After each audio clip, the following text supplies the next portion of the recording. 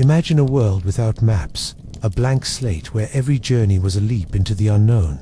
Yet, ancient civilizations not only navigated their complex worlds, but created intricate charts that guided empires. This isn't just about lines on a scroll. It's about forgotten genius, the critical importance of knowing your place in a vast, uncharted world, and how it shaped history. If you enjoy tracing the hidden stories of ancient maps with me, consider subscribing to the channel. By joining our quiet journey through history, you'll uncover more forgotten worlds, mysterious traditions, and tales that have shaped our past.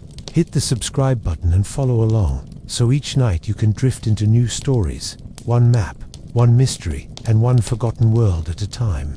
If you try to imagine the very first map ever made, you might not see paper or parchment at all. Instead, picture something far simpler, something fleeting.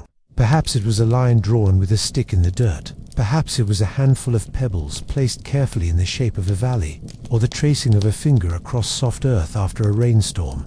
Long before people invented writing, long before they carved laws into stone or raised monuments, they must have needed a way to explain space, how to get from here to there, where water could be found, or which path would lead to shelter.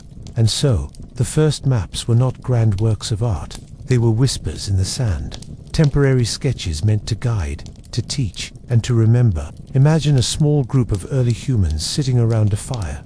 The night is cool, the flames crackle, and beyond the circle of light, the world is dark and uncertain. A hunter wants to explain where he saw a herd of animals earlier that day. He bends forward and drags a stick across the dust, marking the curve of a river and the patch of tall grass where the animals grazed. Another figure points to a smudge of ash and says, "Here is where the trees grow thick, and here is where the ground turns to stone." No one would call this a map, not in the modern sense, but it serves the same purpose. It turns memory into a shared picture, something that can guide others who were not there. What makes this idea powerful is its simplicity. These first maps were not meant to last. The wind could erase them, rain could wash them away, but they existed long enough to serve their purpose, to pass knowledge from one mind to another. And once the idea of mapping took root, it would never really leave humanity. We are, by nature, creatures who want to orient ourselves, to mark paths, to make sense of space.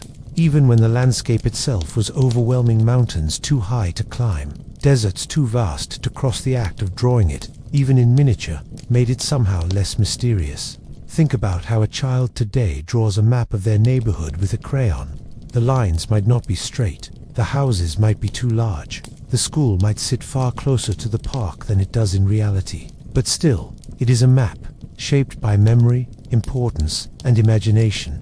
Something very similar must have happened in ancient times. Early maps were not about precision, they were about meaning. A river might be drawn far wider than it truly was, because it mattered more than the rocky hill nearby. A sacred grove might be placed at the center of the drawing, even if it was off to the side in real life. These distortions were not mistakes, they were reflections of what mattered to the people making the map. Now imagine the shepherd. He stands on a hill at dawn, looking out over the valley where his flocks graze. The river glitters faintly in the distance, and beyond it, low hills roll away into the haze. His son asks him how to find the best grazing ground. Instead of pointing vaguely, the shepherd takes his staff and draws on the ground. He marks a line for the river, a circle for the watering hole, a few scratches for the thorn bushes that must be avoided. To anyone else, it might look like nothing at all. But to the boy, it becomes a memory aid, a picture of the land he will soon walk. Perhaps the boy copies it later in the dust, with his own stick, practicing the skill. And just like that, another map is born. We sometimes underestimate how much imagination these early maps required. To map something is to step outside of it, to see it from above. Even though your feet are still planted on the ground, you are not just walking the path, you are representing it. This leap of thought is extraordinary. It shows that humans could think abstractly, that they could hold both the real world and a simplified version of it in their minds at the same time. A map is never the thing itself. It is always a symbol, a reduction. Yet, in that reduction lies clarity. The mess of trees, rocks, and rivers becomes a handful of lines, a handful of shapes. The chaos of reality turns into a guide you can hold in your head. As people began to settle in villages and then towns, the need for maps grew. Farmers wanted to know where their fields ended and where their neighbors began. Traders wanted to explain the route to another village, showing where the road split or where the river could be crossed. Travelers wanted to remember the paths through forests or across plains, and so the lines in the sand grew more frequent, more deliberate. Some of them may have been carved into wood or stone to last longer. Others may have been painted on walls or scratched onto bone. We may never know exactly what the first permanent maps looked like, because time has erased most of them, but we can imagine their shapes, simple yet filled with meaning. Think also of how maps could carry stories. In many indigenous traditions around the world, oral storytelling and mapping were intertwined. A path might be described not only by its physical features but by the tales associated with it. A rock might mark the place where an ancestor rested. A river bend might recall a myth of creation. To draw the path was not just to guide footsteps, but to guide memory, to weave together space and story. This blending of geography and meaning is something that modern maps often lose, but in those early days it was essential. The world was not just land and water, it was alive with significance, and maps were a way of remembering that. Even today, archaeologists occasionally stumble upon artifacts that remind us how old the art of mapping truly is. A carved bone with scratches that may represent rivers, a rock engraving that looks uncannily like a valley with hills around it, a clay tablet from thousands of years ago with markings that scholars debate over is it writing, or is it a map? The line between the two is often blurred. Writing itself may have emerged alongside mapping, both ways of capturing what the eye sees and what the mind knows. One captures sound, the other captures space. Both are ways of remembering and sharing. Let us pause for a moment and imagine one of these early scenes in detail. A hunter returns to camp at dusk. His companions ask where the herds have moved. Instead of trying to explain with words alone, he kneels by the fire and drags a line through the dust. He makes a curve for the river, taps the ground to mark the watering hole, and then scatters small stones to show where he saw the herd. His companions lean closer, their faces flickering in the firelight. They nod, understanding. Tomorrow they will follow this picture out into the wild, guided not by the hunter himself, but by the map he has drawn. When they rise the next morning, the map may already be gone, erased by the shuffle of feet or the brush of wind, but the memory remains. They have seen the world reduced to a symbol, and that is enough. The beauty of these first maps lies in their impermanence. They remind us that mapping did not begin as an art meant to last forever. It began as a conversation, a moment of clarity shared between people. Each line drawn was part of a living exchange. That is why we call it the forgotten art of ancient mapping. Not because it disappeared completely, but because its earliest, simplest forms were never meant to survive. They lived only as long as they were useful, then faded back into the earth. And yet, when you think about it, every modern map, even the ones glowing on our phone screens, is descended from those fragile beginnings. The same impulse drives them all. The need to take something vast and confusing, and to turn it into something simple and shareable. The shepherd drawing a circle for a watering hole is not so different from a modern cartographer drawing a blue dot for a lake. The hunter scratching lines for a river is not so different from a surveyor mapping waterways on a satellite image. The tools have changed, but the idea has not. If you close your eyes now, you can almost see it. The quiet camp, the stick dragging through sand, the figures leaning in, listening not to words but to lines. A world being explained, not through speech alone, but through shape. This is where mapping began, in these small human gestures, fragile yet profound. And though the sand has long since blown away, though the lines are gone, the act of making sense of space, of drawing it, of sharing it remains one of the oldest and most human things we can do. When we step into the world of ancient Babylon, we step into one of the earliest places where people tried to fix the shape of their land into something that would last. The Babylonians lived in Mesopotamia, the land between the Tigris and the Euphrates, where fertile plains fed their cities, and where writing itself was first pressed into clay. It is no surprise that people who gave us some of the earliest known writing also gave us some of the earliest known maps. Unlike the fragile drawings in sand or earth that disappeared with the wind, these maps were carved into clay tablets, hardened by time, and buried in the earth until archaeologists uncovered them thousands of years later. Holding one of these tablets today is like holding a frozen memory of how the Babylonians saw their world. The maps of Babylon were not precise in the way we expect from maps now. They were not concerned with scale or measurement. Instead, they were about meaning and order. A famous example is a small clay tablet that scholars often call the Babylonian world map. It was discovered in the ruins of Sippar north of Babylon and dates back to around the 6th century BCE. The tablet itself is not large, barely the size of a hand, yet it carries on its surface an image of the world as the Babylonians imagined it. At its center lies Babylon, drawn as a rectangle, a shape that immediately signals importance. Surrounding it are lines that represent the Euphrates River and nearby lands. Beyond those lands lies a great circular band, a kind of cosmic ocean enclosing the world. And scattered outside that circle are triangles that represent distant regions, mysterious places described in words as lands of hardship or wonder. When we look at this tablet, we see not just geography but worldview. Babylon stands at the center, because to the Babylonians it was the center of their universe. The river is there because it was life itself, the line of water that gave crops, trade, and travel. The circle of ocean comes from their stories of creation, their understanding that the world floated in a cosmic sea. The triangles at the edges are less about distance and more about imagination, places beyond the known, lands that might be dangerous or filled with marvels.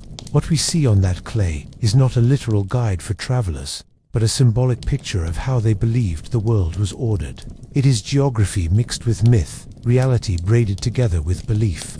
The act of making such a map required both observation and abstraction. Someone had to notice the way rivers bend, the way cities relate to one another, and then decide how to represent those relationships on a flat surface. The Babylonian mapmakers did not care about exact scale, but they cared deeply about meaning. To them, a map was not a mirror of the land, but a statement about what mattered most.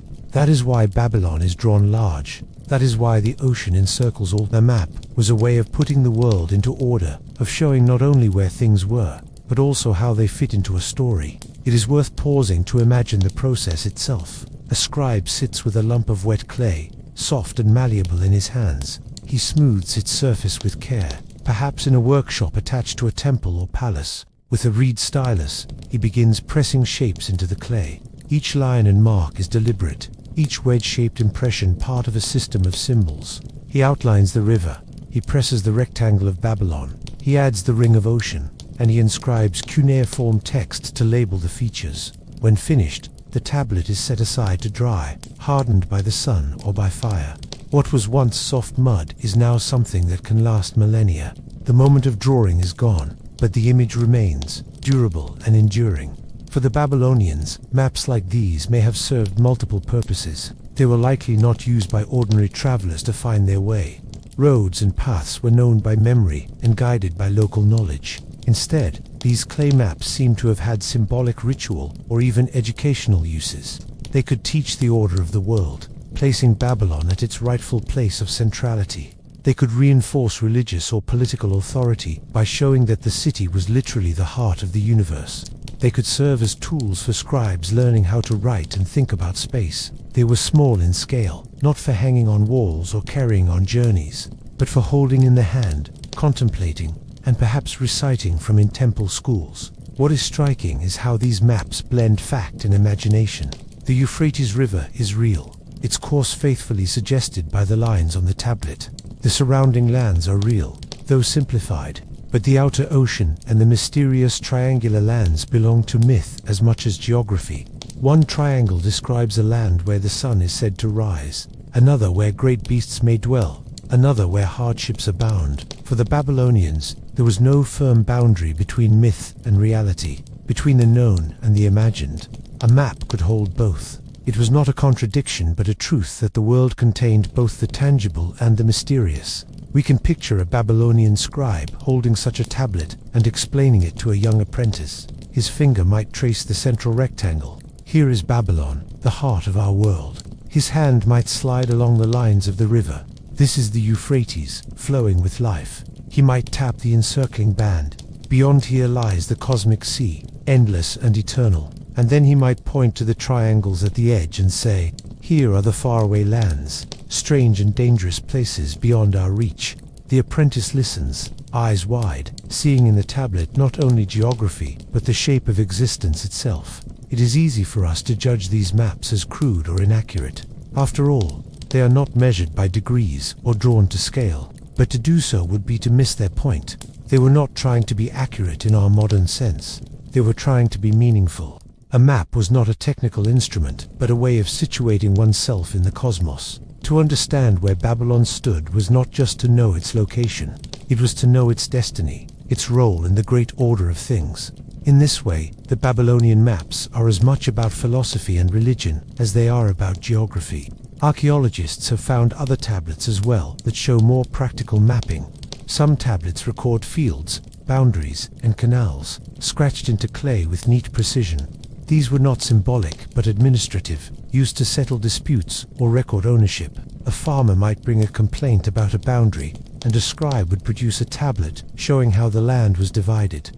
In these cases, the map was part of law and governance. It carried authority because it was carved in durable clay and sealed with official marks.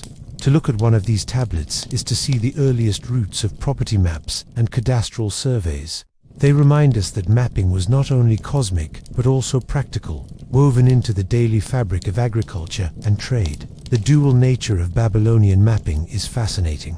On one hand, we see symbolic maps of the world, with Babylon at the center and myth on the edges.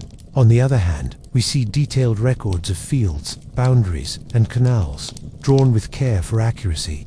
This shows us that the Babylonians were capable of both kinds of thought, the cosmic and the practical, the mythical and the administrative. Both were maps, and both mattered.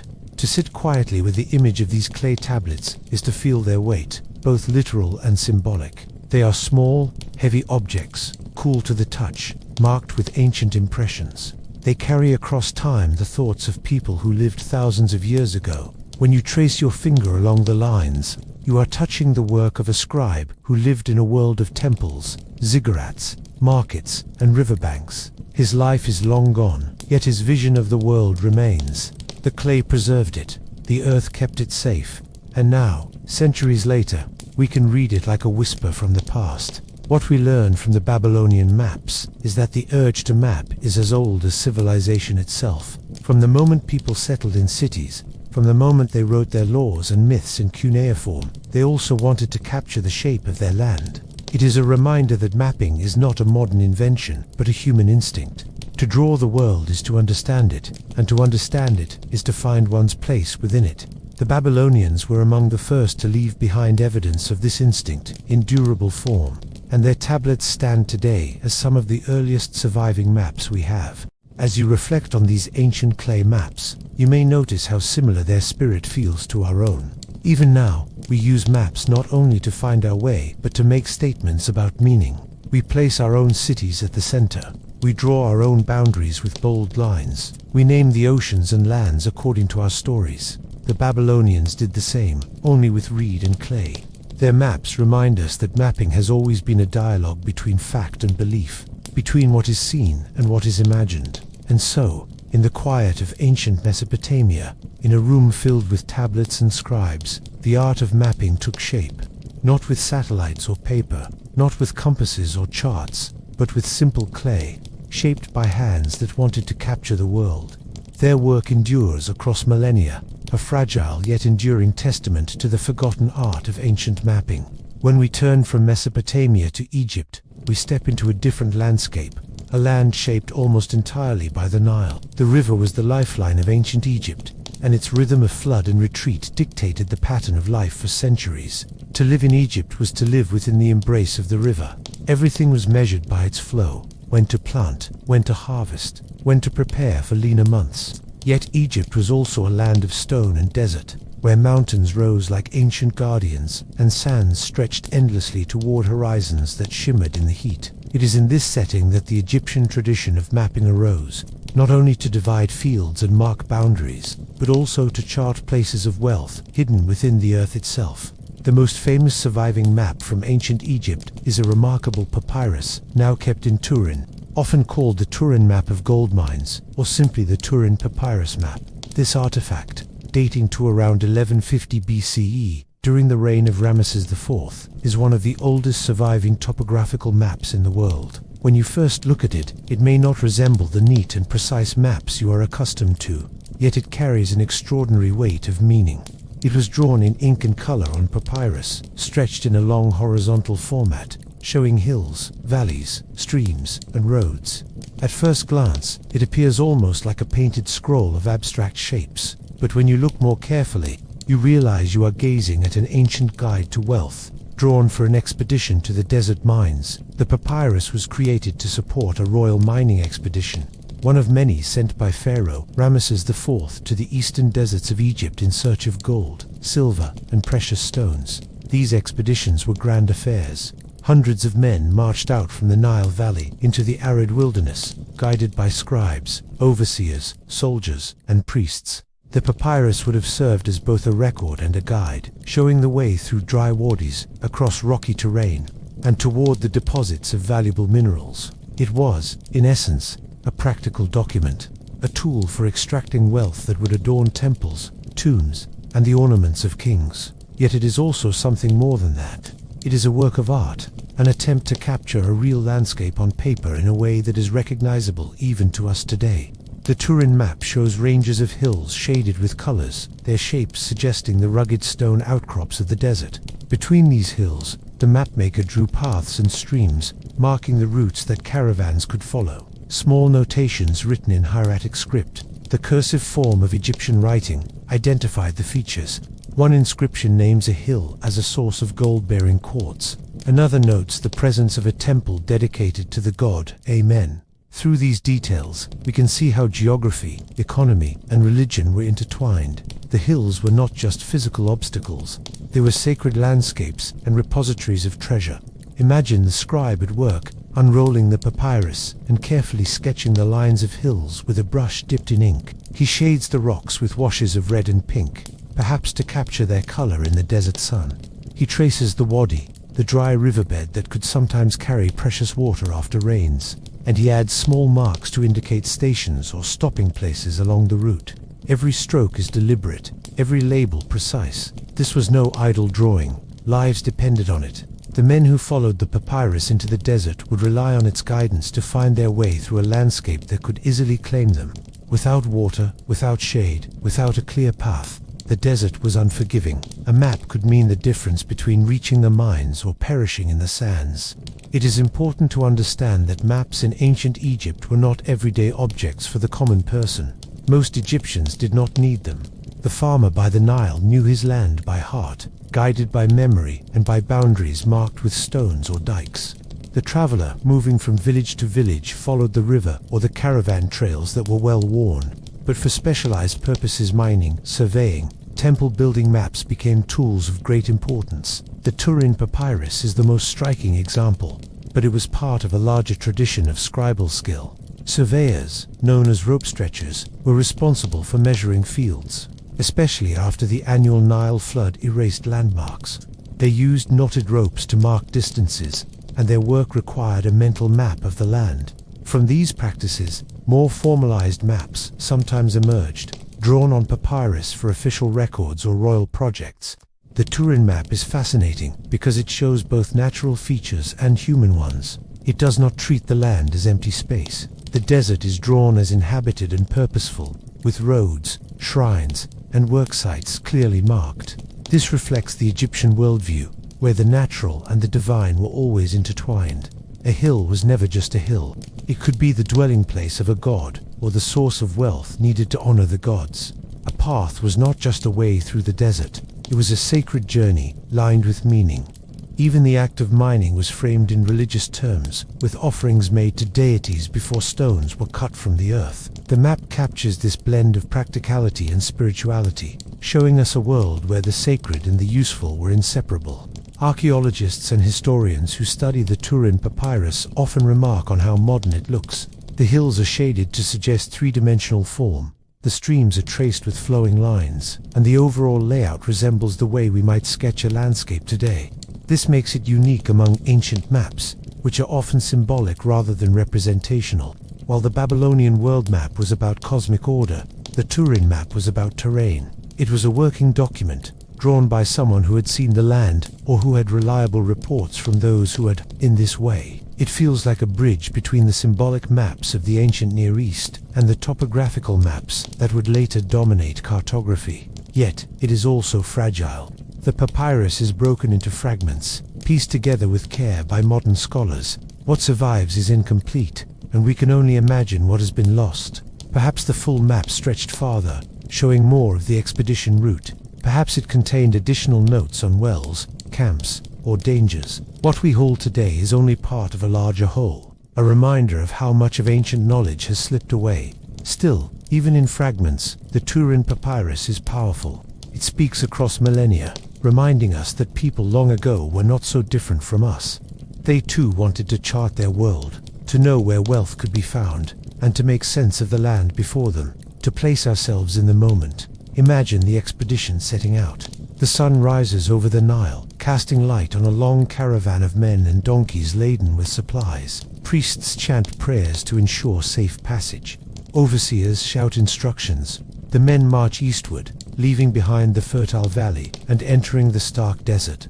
The papyrus map is unrolled, consulted by scribes who mark the way. The hills drawn in ink now rise in stone before them. The dry wadis sketched on papyrus now open beneath their feet. The expedition is dangerous, but the map offers reassurance. It is a guide drawn from knowledge, a way of taming the wilderness with lines and symbols. When the men reach the mines, they dig into the hills, cutting stone, crushing rock, and washing fragments in search of glittering gold. The work is hard, the sun relentless, but the map has brought them here. In this sense, the papyrus was not just a drawing. It was a promise of treasure, a key to the hidden wealth of the land. When the gold was carried back to the Nile, melted, and shaped into jewelry, amulets, or temple offerings, the papyrus was part of the story. It had guided the journey from vision to reality. The Turin Papyrus map is often called the oldest geological map because it does more than show terrain.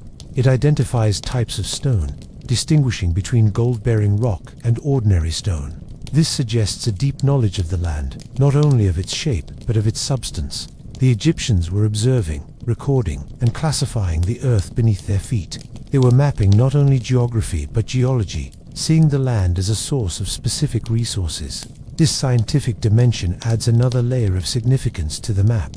It is not only art and not only utility, it is also observation, a careful attempt to understand the earth. For us today, the Turin Papyrus is a window into a way of seeing the world. It shows us that the Egyptians, like the Babylonians, used maps not merely to record space but to express values. Where Babylon placed its city at the center of the cosmos, Egypt placed its mines within a sacred landscape of hills, shrines, and paths. Where Mesopotamian maps leaned toward myth, the Egyptian map leaned toward practicality, though still infused with the presence of gods. Both traditions remind us that mapping is never neutral. It always carries the priorities, beliefs, and purposes of those who make it.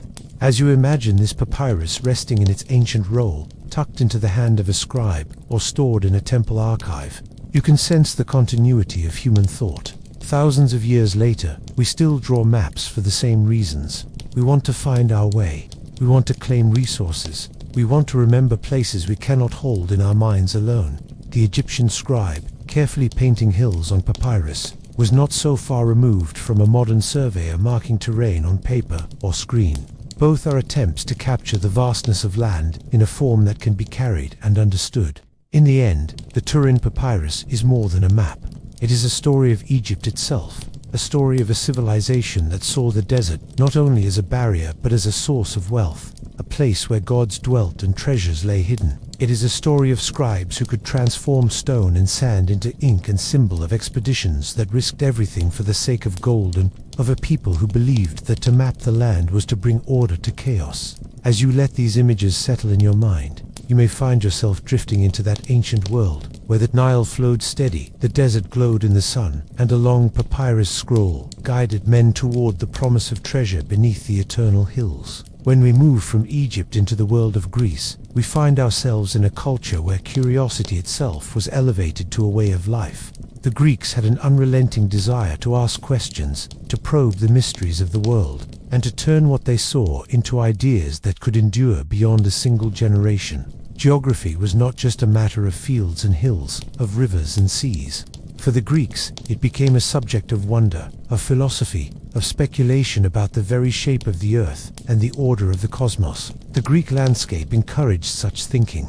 It was a land of mountains and islands, of narrow valleys opening suddenly onto wide harbors. Travel by sea was easier than travel across land, and so the Greeks became a seafaring people, moving constantly across the waters of the Aegean and beyond. With every voyage came new knowledge: the coastline of Asia Minor, the harbors of Egypt, the islands scattered through the Mediterranean. A sailor's memory was itself a kind of map, built from experience of winds, currents, stars, and landmarks. Out of this experience grew a culture in which the recording of space became as important as the observation of stars or the telling of myths. One of the earliest Greek thinkers to bring order to geography was Anaximander of Miltiades, a philosopher of the 6th century BCE. He is often credited with creating one of the first maps of the known world. Though his map does not survive, ancient authors describe it as a circular diagram, with the earth surrounded by ocean, and the known lands of Europe, Asia, and Libya. The term they used for Africa ranged within. To us it may seem simplistic, but in his time it was a bold act of imagination. It was an attempt to picture the whole earth, not just a portion of it, and to place humanity within a broader framework. The Greeks were not content merely to describe what they saw. They sought to explain it. Anaximander and others speculated about the nature of the earth itself. Was it flat, floating on water? Was it cylindrical? Could it be a sphere? In later centuries, thinkers like Pythagoras and Parmenides would argue for the spherical earth, a notion that seems astonishingly advanced when we remember how little observational evidence they had. They reasoned from logic, from symmetry, from the patterns of the heavens. By the 4th century BCE, Aristotle would point to the curved shadow of the earth on the moon during an eclipse, as proof that the earth was indeed round. These ideas were not idle speculation. They influenced how maps were drawn and how geography was understood. The Greeks moved steadily from myth toward science, from symbolic representations toward reasoned diagrams, where the Babylonian map placed Babylon at the center of a cosmic ocean, and the Egyptian papyrus traced the paths to gold in the desert. The Greek tradition sought to ask, what is the shape of the world itself? Where do the continents lie? How do seas connect them?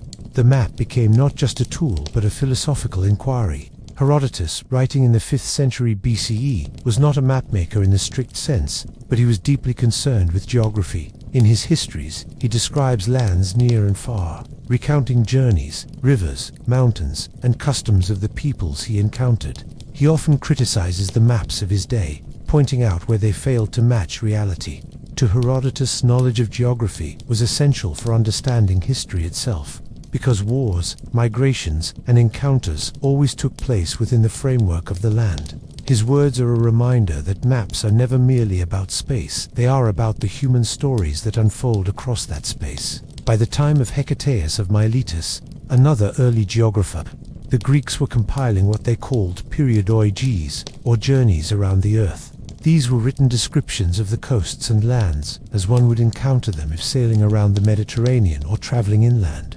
They functioned as both guides and proto-maps, narratives of space that could be consulted by those who traveled. From these written records, the outlines of maps could be sketched. Geography was becoming systematic, a body of knowledge rather than scattered anecdotes. Perhaps the most famous figure in Greek geography is Eratosthenes, the 3rd century BCE scholar who served as librarian at Alexandria. Eratosthenes represents the pinnacle of Greek curiosity applied to geography. He did more than draw maps. He measured the earth itself. Using observations of shadows in Syene, modern Aswan, and Alexandria, he calculated the circumference of the earth with astonishing accuracy. His method was elegant in its simplicity. At noon on the summer solstice in Syene, the sun cast no shadow, shining directly into a well. At the same time in Alexandria, a shadow was cast, forming an angle of about 7 degrees. By comparing the distance between the two cities with the angle of the shadow, Eratosthenes was able to estimate the total circumference of the earth. His result was within a few percent of the modern measurement. Imagine the moment of realization. A man in a library, thousands of scrolls around him, contemplating reports of shadows and distances, suddenly sees the earth as a whole, measurable, comprehensible. The leap from local observation to global understanding is breathtaking. Eratosthenes did not just draw lines on a map. He gave us the scale of the world. His maps, now lost, would have reflected this grandeur, showing the inhabited world framed within a sphere, divided into regions, connected by seas. Greek maps, however, were not always so precise. They were often speculative at the edges, filling in unknown regions with conjecture or myth. Beyond the familiar lands of the Mediterranean lay places described in travelers' tales, lands of strange peoples, rivers that flowed backward, deserts without end. The known world, the oikoumene, was carefully described, but beyond it stretched mystery. This interplay of knowledge and imagination is one of the charms of Greek geography. It reminds us that even the most rational minds were still part of a world filled with wonder, hearsay, and the longing to know what lay beyond. The work of Claudius Ptolemy in the 2nd century CE, though technically later and under Roman rule, belongs to the Greek tradition of inquiry. Ptolemy's geography compiled maps and coordinate systems, offering a vision of the world that would endure for over 1,000 years. His method was mathematical, using latitude and longitude to place locations systematically. Though many of his specific data points were incorrect, his framework was revolutionary. It established a grid for the Earth, a way of locating places in relation to one another. It was the logical culmination of Greek curiosity, transforming geography from narrative and diagram into something approaching modern cartography.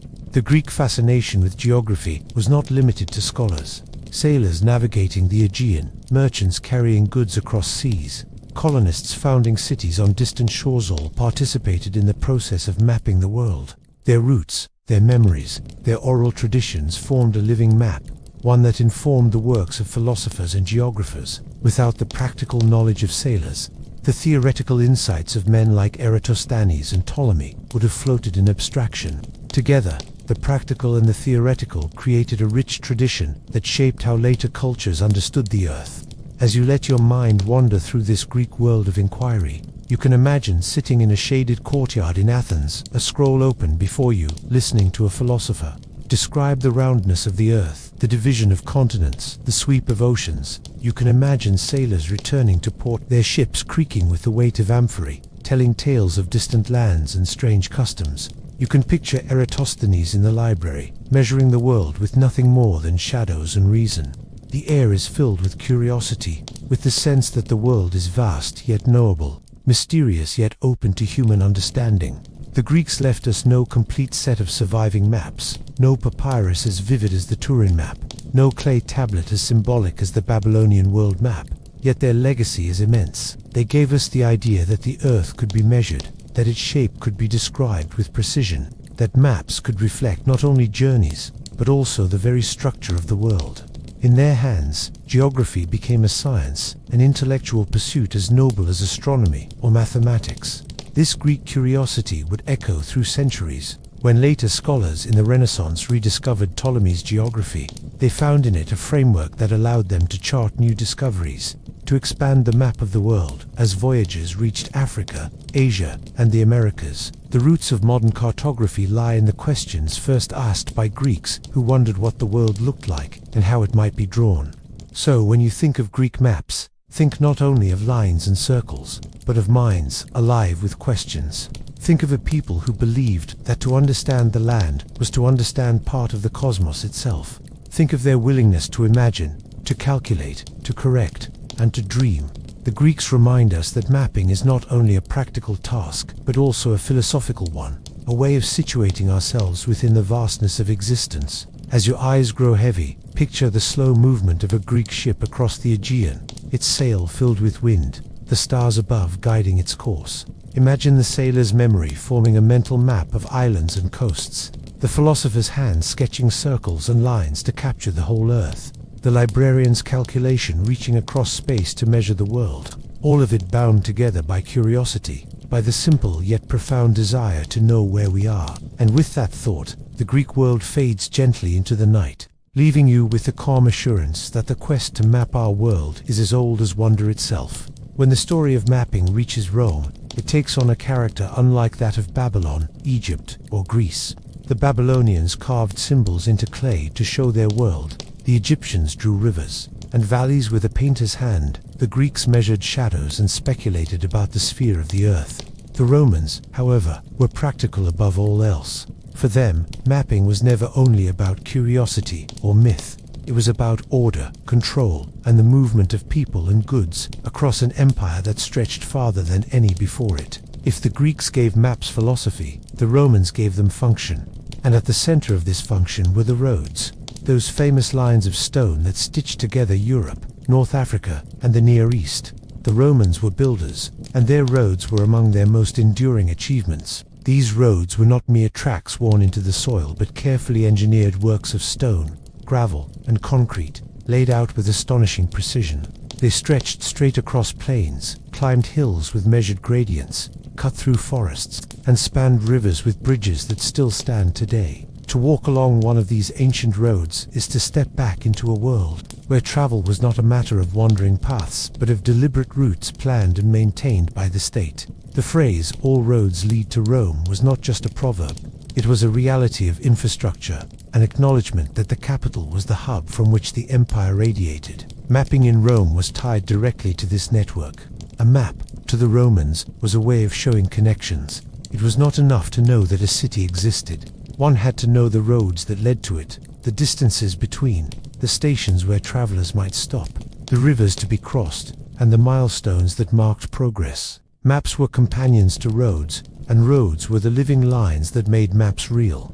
One of the most remarkable Roman maps that has come down to us is the Putinger table, or Tabula Putigeria. What survives is a medieval copy of a Roman original, a long, narrow scroll that stretches over 6 meters in length. It is not a map in the modern sense, with scale and proportions carefully measured. Instead, it is more like a diagram of connections. Cities, rivers, and landmarks are drawn along lines representing the roads, with distances carefully noted. It looks distorted to our eyes, with Italy stretched into a long band, the Mediterranean compressed into a ribbon, and distant regions squeezed into tight shapes. Yet the distortion is purposeful. The table was designed not to show geographic accuracy, but to guide movement, to display routes and stops across the empire. Imagine unrolling this great map in a Roman office, perhaps within a governor's residence or a military headquarters. Officials could trace their finger along the lines, following a road from Gaul to Hispania, from the Danube frontier to the ports of the Black Sea. They would see the names of towns and stations, each representing a place where soldiers, merchants, or messengers could rest. For an empire as vast as Rome, such knowledge was not a luxury, it was a necessity. Maps, like the Putinger table, gave order to distance, made visible the lines of power that bound provinces to Rome. The roads themselves were carefully measured. The Romans placed stone milestones along their routes, each one marking the distance from a central point, usually the Golden Milestone in the Forum at Rome. These milestones were miniature maps in stone, silent yet clear. They told the traveler how far he had come and how far remained. For a soldier marching with his legion, for a merchant guiding a wagon of goods, for a courier carrying messages across provinces, the milestones were essential guides. They transformed the landscape into something quantifiable, predictable, and manageable. Roman mapping was also tied to administration. Land was measured and divided, recorded on maps known as cadastres. These were used to settle disputes, to assess taxes, and to allocate farmland to veterans. Surveyors, known as agrimensors, carried their tools into the countryside, measuring fields, drawing lines, and producing maps that turned the natural landscape into an ordered grid. To hold one of these cadastral maps was to hold a legal document, one that declared ownership, obligation, and authority. It was not art but governance pressed into parchment or wax. Yet even within this practicality, there was a grandeur to Roman mapping. To trace the Putinger table is to sense the scale of the empire itself. From the shores of Britain to the deserts of Egypt, from the Rhine frontier to the Persian Gulf, the roads stretched like veins of a living body. Every city, every station, every river crossing becomes part of a vast organism, pulsing with movement and exchange. Soldiers marched, traders carried goods, officials enforced laws, and ideas flowed along the same paths. The map was a reflection of an empire held together not just by conquest, but by connection. We can imagine a Roman traveler setting out from the capital. He passes beneath the arches that mark the road's beginning, his sandals striking stone, his eyes fixed ahead. He sees the milestone marking the first mile, then the second, then the third. Days pass, and he moves through towns and countryside, each measured and marked, each linked by the same deliberate construction. Along the way, he consults a map or listens to the words of those who have walked before him, each describing the journey as a sequence of stations and distances. He is never truly lost, for the road and the map together give him order. The landscape unfolds not as wilderness, but as a web of routes leading always, eventually, back to Rome. The Romans inherited some of their geographic knowledge from the Greeks, but they reshaped it in their own image. Where the Greeks speculated about the shape of the earth, the Romans asked how to cross it. Where the Greeks measured shadows, the Romans measured miles. Their maps were less concerned with cosmic order and more with the logistics of empire. They needed to know how far a legion could march in a day, how long it would take to move grain from Egypt to Italy, how quickly messages could reach the frontier. Geography became logistics, and maps became tools of governance and control. At the same time, Roman maps reflected a certain pride. To display the network of roads was to display the achievement of Roman civilization. The roads were symbols of power, as much as aqueducts, amphitheaters, or triumphal arches. A map of roads was not only a guide, but also a boast, a way of saying, look how far our reach extends, how well our world is ordered, how everything leads back to Rome. The map was a mirror of empire, and empire itself was a map drawn in stone and blood. Even today, the ghost of these maps lingers. Modern highways in Europe often follow the courses of Roman roads. Archaeologists trace their lines, finding the remains of paving stones, bridges, and milestones. The Puttinger table, though distorted, gives us a sense of how Romans thought about space, not as something abstract, but as a network of journeys. It is a reminder that mapping is always tied to purpose, that the way we draw the world reflects what we need from it. To reflect on Roman mapping is to feel both the weight of practicality and the sweep of ambition. The roads were real, solid, and enduring, yet they also symbolized something larger, the desire to bind the world together, to make distant provinces part of a single order. The maps were not precise pictures but diagrams of power, sketches of connection, tools that turned geography into empire. As you settle into quiet reflection, picture the slow rhythm of footsteps on a Roman road. The steady progress marked by milestones, the roll of wagon wheels, the creak of leather harnesses. Picture the scroll of the Puttinger table unrolled on a table, a hand tracing the routes, eyes following the roads across provinces and seas. Imagine the empire as a vast web, each thread a road, each knot a city, all leading back to the heart of Rome. In this vision, the forgotten art of ancient mapping takes shape not as a dream or speculation, but as a living system of stone and parchment, both practical and profound. And with that vision, the Roman roads fade into the distance, leaving behind the echo of footsteps and the quiet hum of an empire that mapped its world through the paths it built. When Rome's power faded and Europe slipped into centuries of upheaval, the art of mapping found a new home further east and south, in the flourishing cities of the Islamic world. From the 8th century onward, as the caliphates rose and expanded, centers of learning blossomed in Baghdad, Damascus, Cairo, and Cordoba. In these places, the knowledge of earlier civilizations did not vanish. It was gathered, translated, preserved, and expanded upon. Greek philosophy, Babylonian astronomy, Egyptian geography, Indian mathematics, all of it was drawn together and woven into new patterns. The Islamic Golden Age became a time when the world was studied with care, measured with precision, and described with a curiosity both practical and spiritual. At the heart of this intellectual flowering lay geography and cartography, shaped by the needs of faith, trade, and empire. The call to prayer itself carried with it a quiet demand for mapping. Muslims everywhere were instructed to face the holy city of Mecca when they prayed. But how could someone in Cairo or Samarkand know which way to turn? The solution required both astronomy and geography. Scholars worked to calculate the Qibla, the direction of prayer, by studying the stars and the position of the earth. To do so, they had to know where Mecca lay in relation to other places. This challenge sparked a wave of innovation in mapping. The map was no longer only about land or empire. It became part of the daily rhythm of devotion. One of the most influential figures of this age was Al-Khwarizmi, a scholar of the 9th century whose name gave us the word algorithm. He wrote works on mathematics, astronomy, and geography, and in one of his texts he revised and corrected Ptolemy's geography. Where Ptolemy had compiled coordinates with errors and gaps, Al-Khwarizmi updated them with new data from the Islamic world's vast networks of trade and exploration. His maps, now lost but described by later writers, showed a world stretching from the Atlantic to China, more complete and interconnected than anything the Romans had drawn. The Islamic cartographers developed their own distinctive style. Unlike the long scrolls of the Romans or the speculative diagrams of the Greeks, their maps were often circular, enclosed within a frame that suggested unity. The world was drawn as a circle, with Mecca at its center, and the lands radiating outward. Rivers, mountains, seas, and cities were carefully placed, each labeled in elegant script.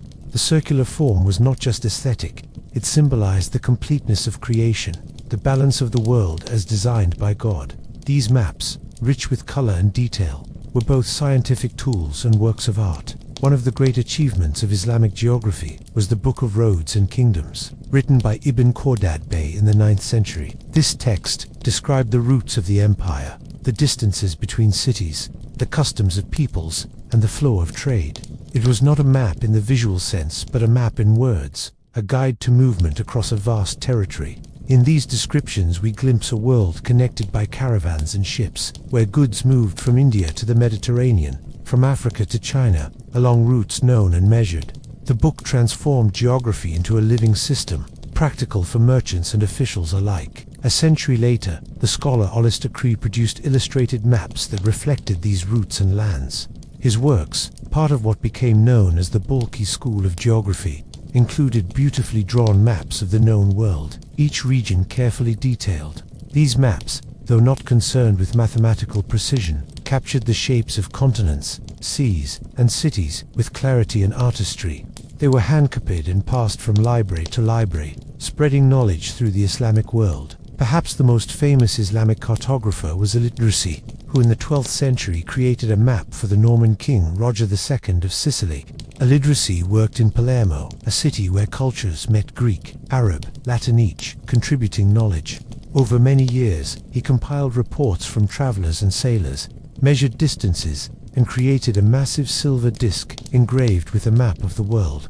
Though the silver disc itself is lost, the book he wrote to accompany it, the Tabula Rogeriana, survives. In its pages are maps of continents, descriptions of lands, and accounts of peoples.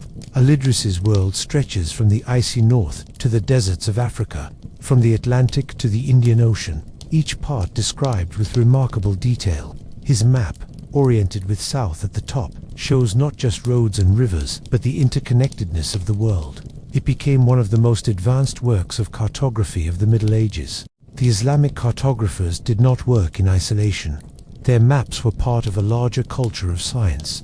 Astronomers studied the heavens with astrolabes, mathematicians refined trigonometry, geographers measured the size of the earth. In the 9th century, scholars in Baghdad attempted to measure the circumference of the globe by using two teams of surveyors who measured a degree of latitude along the plain of Siyah. Their result was impressively close to the modern value. These efforts show a remarkable continuity with the curiosity of the Greeks, yet also a new precision, a determination to test ideas through measurement and observation. Trade was another force that drove mapping in the Islamic world. From the spice markets of India to the gold routes of West Africa, from the silk caravans of Central Asia to the ports of the Mediterranean, merchants carried not only goods, but also knowledge. Each journey brought reports of coastlines, mountains, rivers, and cities. This knowledge filtered back to scholars, who compiled it into texts and maps. Geography was not a distant abstraction, but a living record of movement and exchange. To draw a map was to make sense of the world's commerce, to chart the arteries through which wealth and culture flowed. Religious pilgrimage also played a role. Each year, pilgrims traveled to Mecca from every corner of the Islamic world. The routes they followed became part of the mental geography of the time. Maps and guidebooks described the paths, the wells, the stopping points along the way. For countless people, geography was not just the curiosity of scholars, but the lived experience of a journey made in devotion. The sacred and the practical intertwined, and the map became a bridge between them. The Islamic Golden Age also valued beauty and knowledge. Maps were not plain diagrams, but illuminated works, colored in blues and golds. their calligraphy flowing with grace. To hold such a map was to hold a piece of art as well as a tool of science. The blending of function and beauty reflected a culture where knowledge itself was seen as a form of worship, a way of honoring creation. As you let your imagination rest on this world, picture a scribe in Baghdad, leaning over a parchment, his brush moving slowly, drawing the outline of seas and mountains. His hand fills the spaces with ink and color, his mind guided by reports of travelers and the wisdom of earlier texts. The lamp burns beside him, casting a warm glow on the page. Outside, the city hums with life, with markets and scholars, with the call to prayer drifting over rooftops. Within the quiet of the workshop, the world itself takes shape in lines and letters. These maps, created centuries ago, remind us that the act of mapping is never only technical. It is cultural, spiritual, practical, and imaginative all at once. The Islamic Golden Age gave us maps that were more than guides. They were visions of a connected world, a world where knowledge flowed as freely as goods along the Silk Road, a world where faith and reason shaped each other. When you think of these maps, think of the silver disc of Illiteracy, heavy and shining, engraved with seas and lands. Think of the circular maps of the Borki school, filled with delicate script. Think of the surveyors on the plains of Mesopotamia, pacing the earth to measure its size. Think of the pilgrim holding a small guide to Mecca, orienting himself toward the holy city. In all of these images, the forgotten art of ancient mapping lives on, carried across centuries by hands that believed knowledge was both useful and sacred. And so, as the night deepens, you can let your mind drift across deserts and seas, along the routes of caravans and ships, guided by the quiet glow of maps drawn long ago. The Islamic Golden Age whispers to us still, not with the noise of conquest, but with the calm patience of scholars who sought to measure the world, to describe it, and to honor it with ink, parchment, and devotion. When the glow of the Islamic Golden Age spread knowledge eastward and southward, Europe was still finding its way out of centuries of disruption. Libraries had burned, cities had crumbled, and much of the continent's learning was preserved only in scattered monasteries. In these stone-walled sanctuaries, far from the bustling centers of trade and empire, monks began to copy, preserve, and reimagine knowledge. Among the manuscripts they produced were maps, not the practical charts of sailors, nor the carefully measured works of mathematicians, but visions of the world steeped in faith. These were the Mappae Mundi, the maps of the world drawn not with a surveyor's eye, but with a theologian's heart. A Mappa Mundi was less a geographical tool and more a spiritual diagram. It was meant to show the order of creation, to place humanity within God's design, to orient the mind toward salvation rather than the road. Where the Islamic scholars placed Mecca at the center of the world, the Christian monks placed Jerusalem.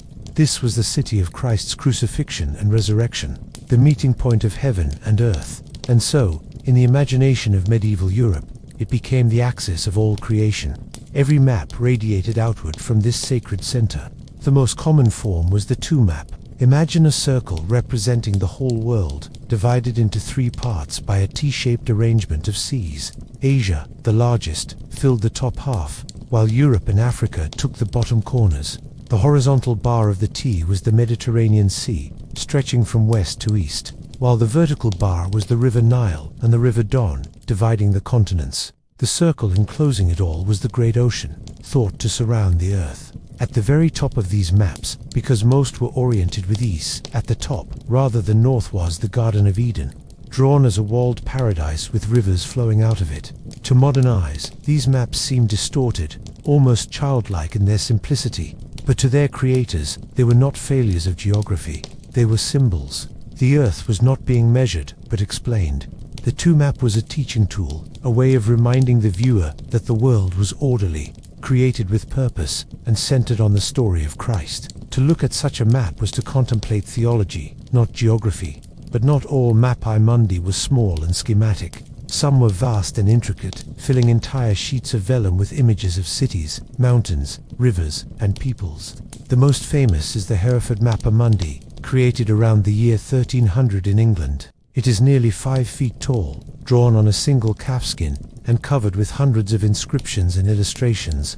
At its center lies Jerusalem, as always, and at its top is paradise. Around its edges, fantastical creatures lurk. Dog-headed men, one-legged beings who hop and shade themselves with their enormous feet. and other marvels drawn from medieval bestiaries, cities, rivers, and mountains are scattered across the map. But so are stories Noah's Ark perched on Mount Ararat, the Tower of Babel rising in Mesopotamia, the labors of Hercules noted in the margins. It is a map of geography and mythology blended into one grand vision. To stand before the Hereford Mappa Mundi today is to glimpse the medieval imagination. The monks who created it were not trying to mislead or confuse. They were presenting a world that was both real and spiritual. Travel was rare, and most people never left their villages.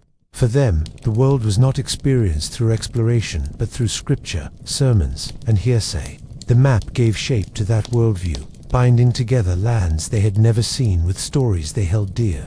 One of the striking features of these maps is the presence of monsters and wonders at the edges. The further from Jerusalem, the stranger the world became. In Asia, you might find giant ants that dug up gold. In Africa, tribes of headless men with faces in their chests. In the far north, lands of perpetual darkness. These images were not drawn for amusement. They symbolized the limits of knowledge, the mysteries of creation, and sometimes the dangers of straying too far from Christendom. The map was both a guide and a warning, a reminder that the known world was safe under God's order, while the edges belonged to chaos and uncertainty. Yet within these maps there was also curiosity. The monks drew rivers that they had heard of, mountains that travelers described, and cities whose names appeared in ancient texts. They copied from Roman sources, from Ptolemy, from pilgrims returning from the Holy Land. Even if the proportions were wrong and the distances vague, there was still a desire to gather knowledge, to piece together a vision of the earth. The blending of fact and faith created a tapestry of understanding that was uniquely medieval. The process of creating a Mappa Mundi was slow and meticulous. Imagine a scriptorium, a quiet room within a monastery, lit by narrow windows and flickering candles. A monk sits at a desk, a sheet of vellum stretched before him, smoothed and prepared. He dips his quill in ink, draws the circle of the world, and begins to fill it. First the seas, then the continents, then the rivers and cities. Around the edges, he paints the ocean, perhaps with tiny fish leaping in the waves. In the margins, he sketches creatures described in old texts, half believed, half symbolic. Each place is labeled with neat Latin script. The work is patient, almost meditative.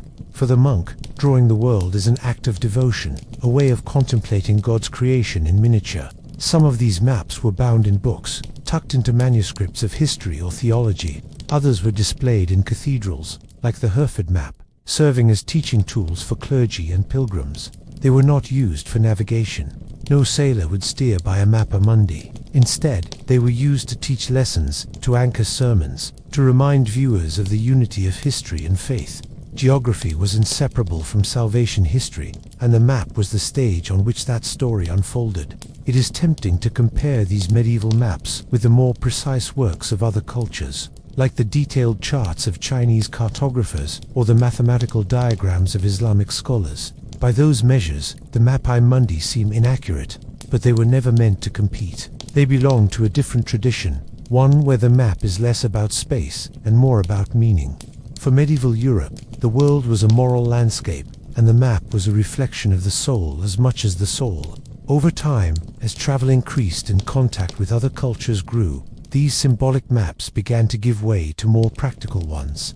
Pilgrims brought back detailed accounts of the Holy Land. Crusaders marched across new territories. Merchants traded along expanding routes. Gradually, knowledge of distances and coastlines seeped into Europe, challenging the purely theological vision. But for centuries, the Mappa Mundi held their place, guiding not ships, but imaginations. Think of a traveler in a medieval cathedral, standing before a great wall-mounted map. He gazes at the circle of the world, his eyes tracing the rivers and mountains. Lingering on the illustrations of strange creatures at the edges, he sees his own village marked faintly among the countless inscriptions. Above it all, at the top of the map, he sees paradise, a reminder of his ultimate destination. For him, the map is not just information, but reassurance. The world has an order. His place in it has meaning. The forgotten art of the Mappa Mundi speaks to us today in its own quiet way. It reminds us that maps are never only about measurement. They are about values, beliefs, and perspectives. For the medieval monks, to draw a map was to express their vision of creation, their understanding of God, their place in the great story of history. To unfold a mappa mundi is to step into that worldview, to see the world not as we see it, but as they believed it to be. As you drift deeper into thought, imagine those maps once more. A circle enclosing all the earth, a cross of seas dividing it, Jerusalem shining at the center, paradise above, monsters at the edges. The Hereford map, vast and filled with stories. A monk's hand moving slowly across vellum, turning the earth into ink and parchment. In these images lies the memory of a forgotten art, one that sought not to guide the traveler's feet, but to orient the soul. And in that quiet realization, you may let your mind rest, as the medieval monks once did, tracing the lines of the world until meaning revealed itself in the gentle curve of a circle. By the 14th century, Europe was stirring. Trade was quickening, ships were venturing further across seas, and curiosity was beginning to tug at coastlines that had long been described only in imagination. The medieval Mappae Mundi, with their theological symbolism and mythical creatures, were beautiful but increasingly impractical. A sailor navigating from Venice to Alexandria could not rely on a map where rivers split continents into neat letters, or where the Garden of Eden stood at the top of the world. He needed coastlines drawn as they truly were, harbors marked with accuracy, winds and compass directions noted with care. Out of this need was born a new kind of map, the portolan chart. The word portolan comes from portolano, meaning a pilot book, a written guide for sailors listing ports, distances, and sailing directions. The charts themselves transformed those guides into visual form. They appeared first in the Mediterranean during the late 13th century and quickly spread, becoming the indispensable companions of navigators. Unlike the circular Mappae Mundi, these maps were rectangular and oriented to the compass. They were made for use on deck, where salt spray and wind demanded durability and clarity. What strikes us immediately when we look at a portolan chart is its precision. Coastlines are drawn with remarkable accuracy, hugging every inlet and promontory, outlining bays and islands with a care that feels almost modern. Harbors are marked with names, often in cramped clusters around the Mediterranean where trade was busiest. Across the surface of the map stretch networks of lines radiating from compass roses. These are the rum lines, showing the directions a ship could sail by keeping a steady compass bearing. The map is less concerned with the interior of continents, which are often blank or decorated only with a few notes. What mattered was the edge where land met sea. For sailors, that edge was life itself. The origins of the portolan chart remain mysterious. The earliest surviving example is the Carta Pisana, created around 1290. No one knows for certain who drew it, but when scholars examine its accuracy, they marvel.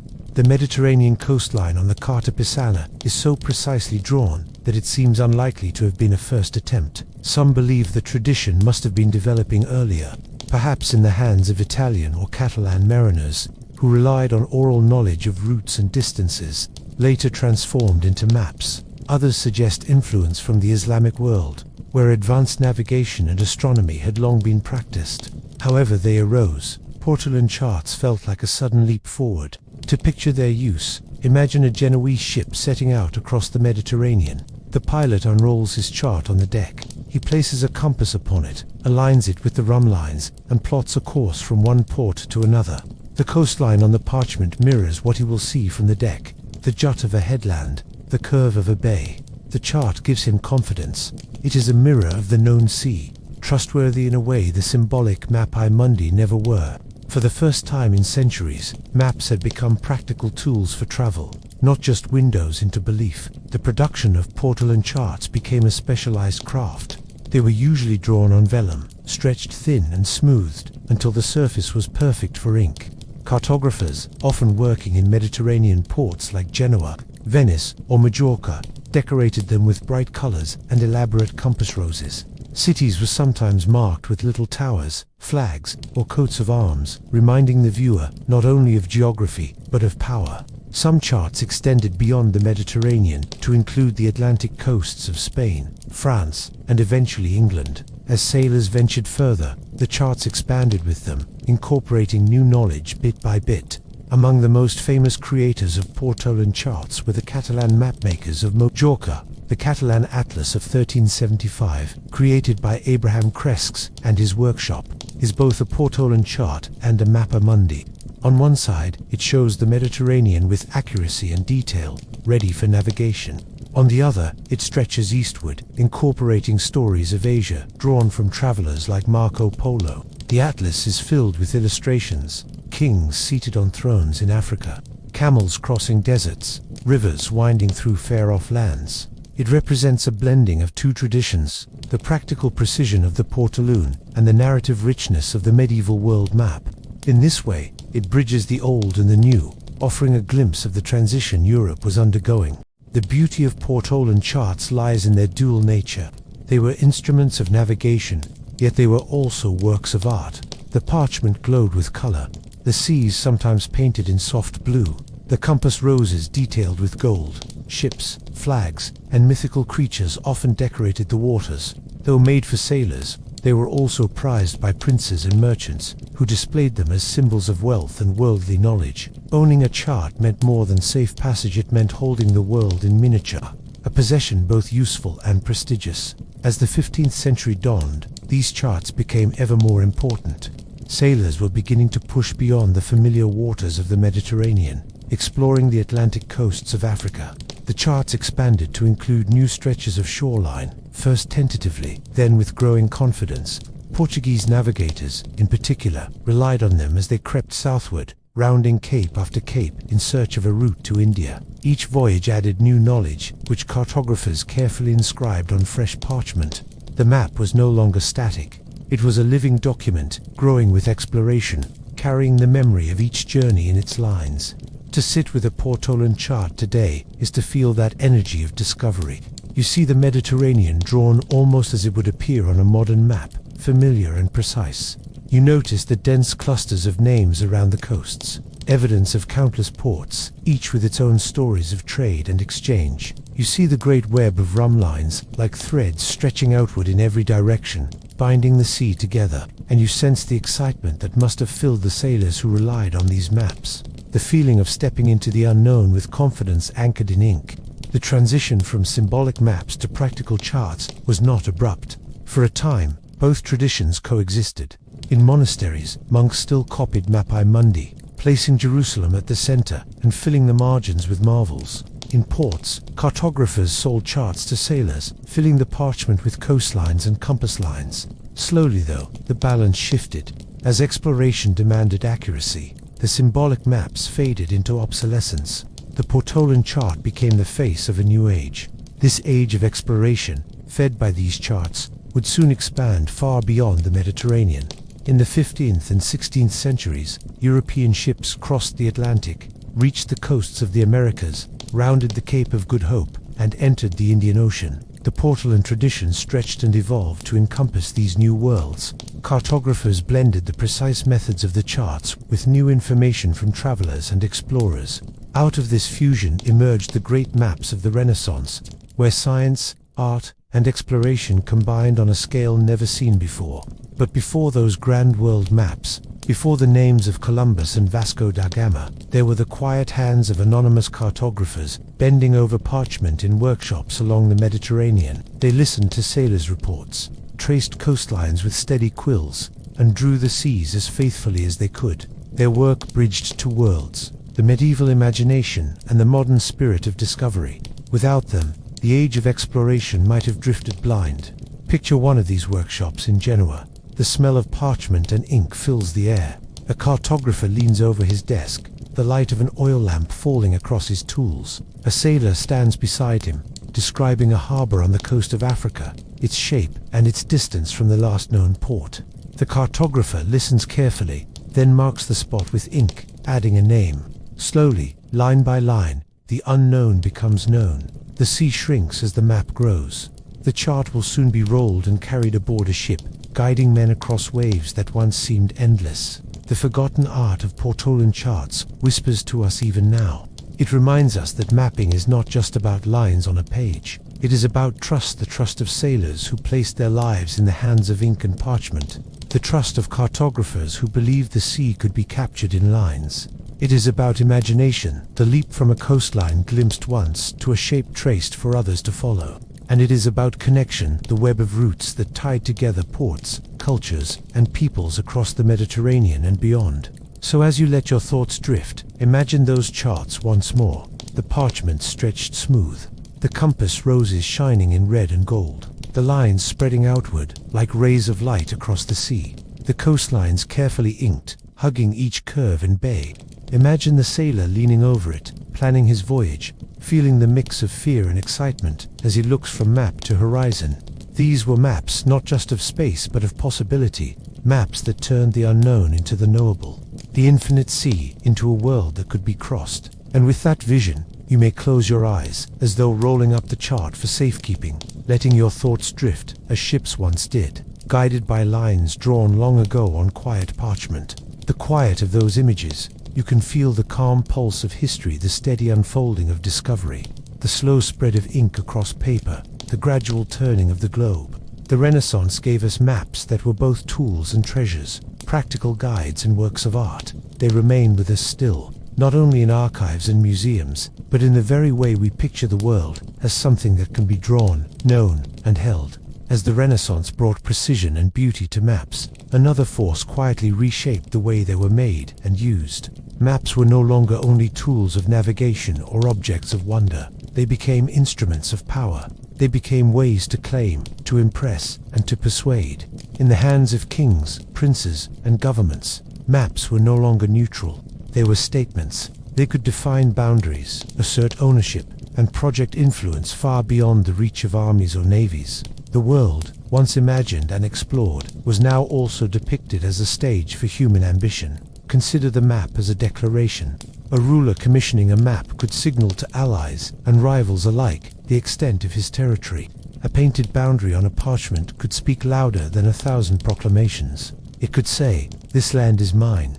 These waters are under my control. My influence stretches from coast to coast." In an age before photography or satellites, the map was the most persuasive evidence that could be shown. People trusted what they saw in ink, especially when it was drawn by skilled hands.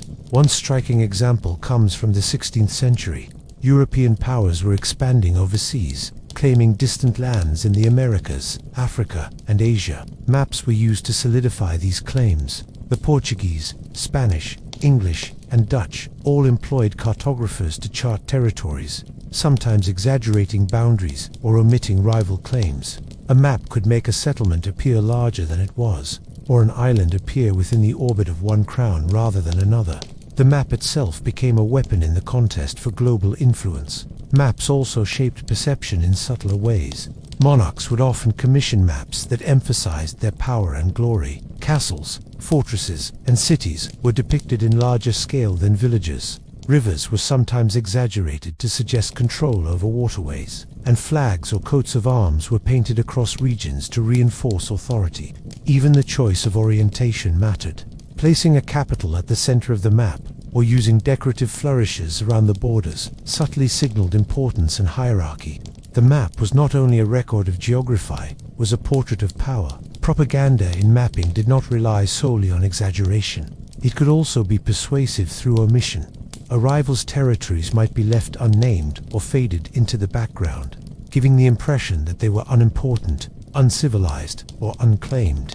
Islands discovered but not yet settled could be depicted in ways that suggested ownership by a particular nation. Maps could make empires appear continuous, even if communication and control in reality were fragmented. The choices of what to include and exclude were deliberate, shaping the viewer's perception of the world. In Europe, this became particularly important as nations grew more centralized. The rise of modern states brought with it the need to manage resources, collect taxes, and control territories.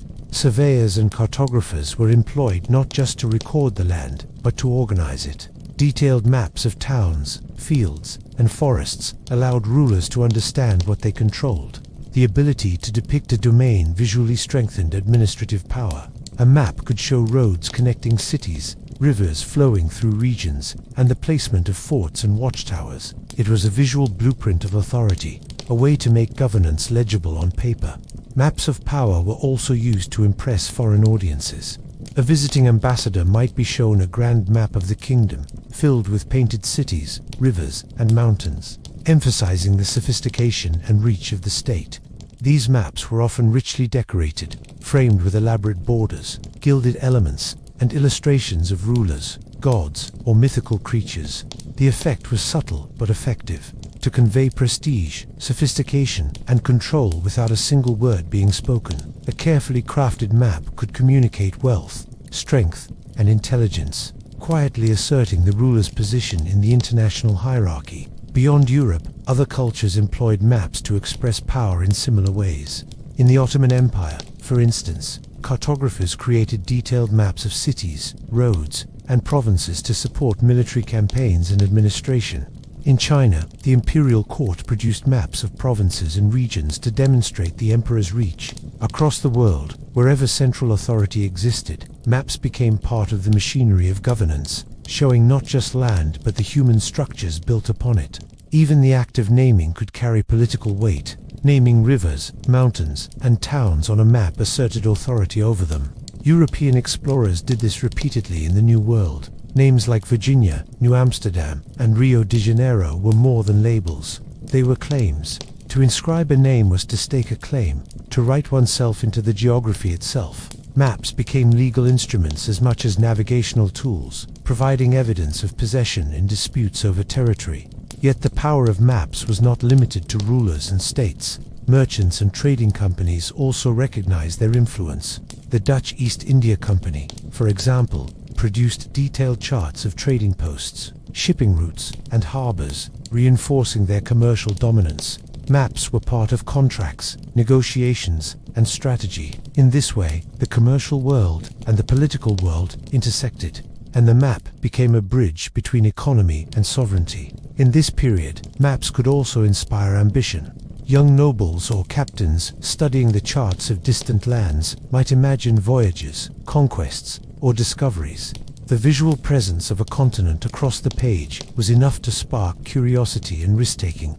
In that sense, maps were not only instruments of power, but also catalysts for human endeavor. They shaped imagination as much as reality, guiding decisions that would transform history. The decoration of maps in this era often reinforced their persuasive power. Sea monsters, elaborate cartouches, ships at anchor, and heraldic symbols all added layers of meaning. A map was a story, showing the might of nations, the dangers of the unknown, and the sophistication of its creators. The eye was drawn across the page, absorbing information while simultaneously absorbing messages about who was strong, who was civilized, and who had authority.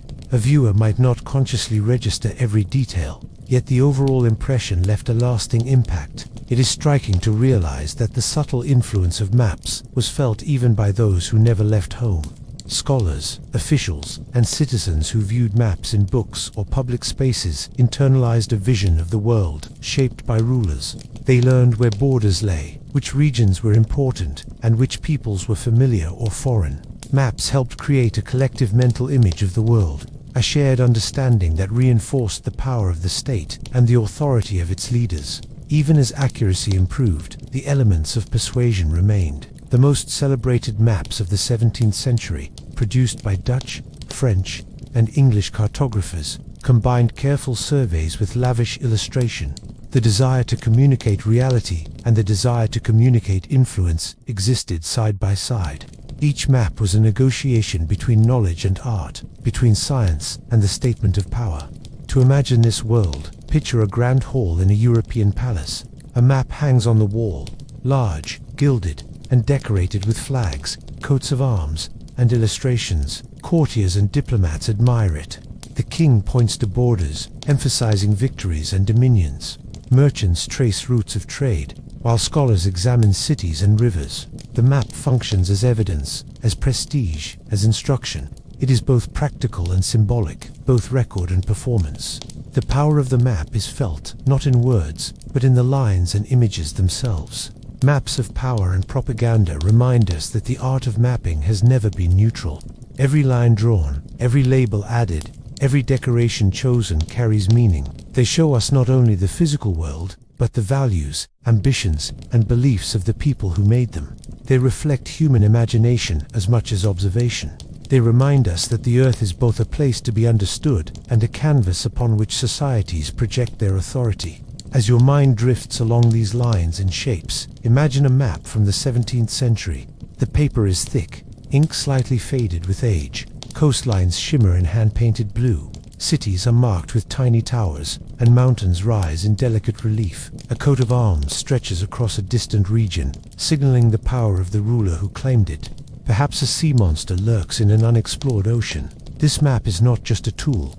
It is a statement, a story, and a dream all at once. In that quiet reflection, you can sense the forgotten art of mapping, not only as a way to chart land, but as a medium for influence. The map can guide, persuade, inspire, and impress. It is a record of exploration, a record of knowledge, and a record of human desire to control, understand, and represent the world. Behind every line is a hand. Behind every color is intention. Behind every name is ambition.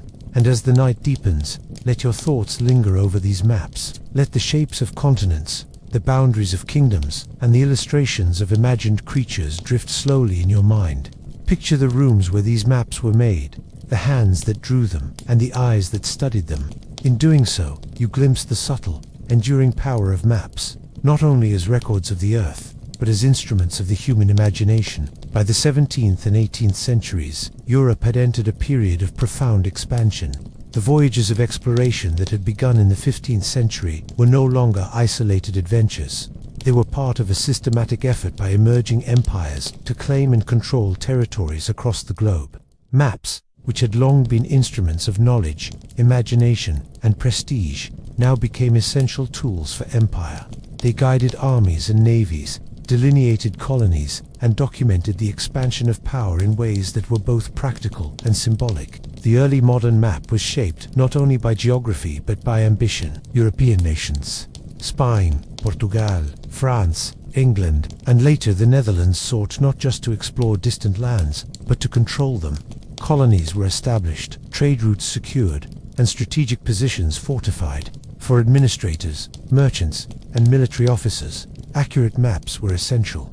They needed to know the location of rivers, the nature of coastlines, the placement of forts, and the routes between settlements. The map became a blueprint for empire, a tool that translated distant lands into legible, manageable, and, most importantly, claimable spaces. Colonial maps often combined detailed surveys with imaginative elements, while coastlines, ports, and navigable rivers were carefully plotted. Interiors were frequently filled with approximations, guesses, or entirely imagined features. The farther from the settled colonies, the more the map relied on reports from travelers, traders, or soldiers, each bringing their own perspective and, often, their own biases. Mountains might be exaggerated, rivers misplaced, and settlements misrepresented, reflecting both the limits of knowledge and the desires of those who commissioned the maps. Consider the Americas in the 17th century. Maps created by Spanish cartographers often emphasized control over claimed territories, marking settlements, missions, and forts with prominence. Indigenous populations were depicted differently depending on the purpose of the map. Some maps included detailed representations of native communities, while others minimized or omitted them entirely, focusing attention on areas already settled or claimed by Europeans. These choices were not accidental. They reflected the colonial agenda and helped justify territorial claims to audiences at home. The Dutch, with their powerful trading empire in Asia, produced maps that combined commerce and control.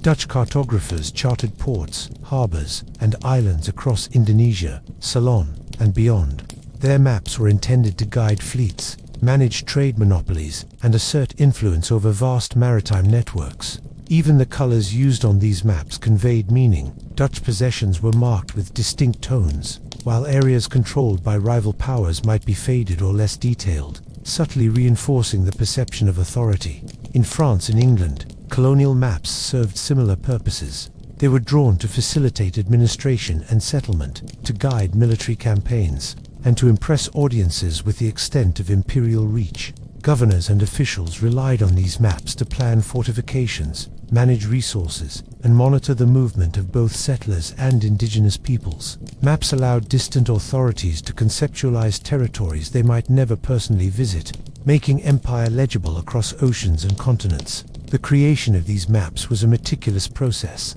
Surveyors traveled through challenging landscapes, often relying on local guides and interpreters. Measurements were taken using chains, compasses, and the rudimentary tools available at the time. Sketches made in the field were later refined by cartographers in urban workshops, who translated rough notes into finished maps. These final products were often richly illustrated, with cartouches, decorative borders, and symbols that highlighted the political, economic, and cultural significance of the regions depicted. A map was thus simultaneously a tool, a record, and a statement of intent. Colonial maps also played a role in diplomacy. Treaties between nations often referenced maps to delineate borders and settle disputes over territory. A line drawn on a map could formalize claims that had been contested through letters, negotiations, or even armed conflict. In many cases, the map itself became the evidence in international agreements, a visual contract that codified the reach of empires. The accuracy of these maps could have direct consequences for wealth and power, influencing who controlled ports, resources, and trade routes. Indigenous knowledge often shaped these maps, though rarely credited. European surveyors and cartographers frequently relied on the expertise of local populations to understand the landscape, navigate rivers, or locate settlements. Yet the maps themselves were produced for European audiences, framed by imperial perspectives. Indigenous contributions were filtered through the lens of colonial ambition, translated into a visual language that emphasized European priorities. In this way, maps documented not only geography, but also the dynamics of cultural encounter, negotiation, and domination. As empires expanded, so too did the scale of mapping. Early maps had focused on individual colonies or regions. By the 18th century, comprehensive maps of entire continents, and eventually the globe, became increasingly common. The drive for accuracy intensified, spurred by scientific developments in astronomy, surveying, and measurement. Cartographers employed triangulation, astronomical observations, and systematic surveys to improve precision. Accuracy was not merely technical, it was political. A precise map could assert legitimate control, justify taxation, and support claims to contested lands. Maps of this era were also used to manage economic resources. They depicted fertile lands, rivers suitable for navigation, mineral deposits, and forests. Colonists, merchants, and administrators used them to identify locations for settlements, plantations, and trading posts. Maps became instruments for organizing labor, directing commerce, and projecting power over both land and people. They were tools of empire in the most practical sense, transforming abstract claims into actionable knowledge. Yet even as maps served these pragmatic purposes, they continued to carry symbolic weight. The embellishments on colonial maps, decorative compass roses, ships at sea, allegorical figures representing continents reminded viewers of the grandeur of exploration and conquest. The illustrations reinforced narratives of progress, civilization, and European superiority. In this way, maps were not neutral recordings of land. They were carefully crafted stories, blending observation, imagination, and ideology. The human dimension of colonial mapping is often overlooked. Behind each map were individual surveyors trekking through jungles and deserts, draftsmen translating field notes into inked lines, engravers carving plates that would reproduce the work countless times. Sailors carried these maps across oceans, relying on their accuracy to survive storms, reefs, and uncharted waters. Administrators and governors studied them to plan settlements and defend territories.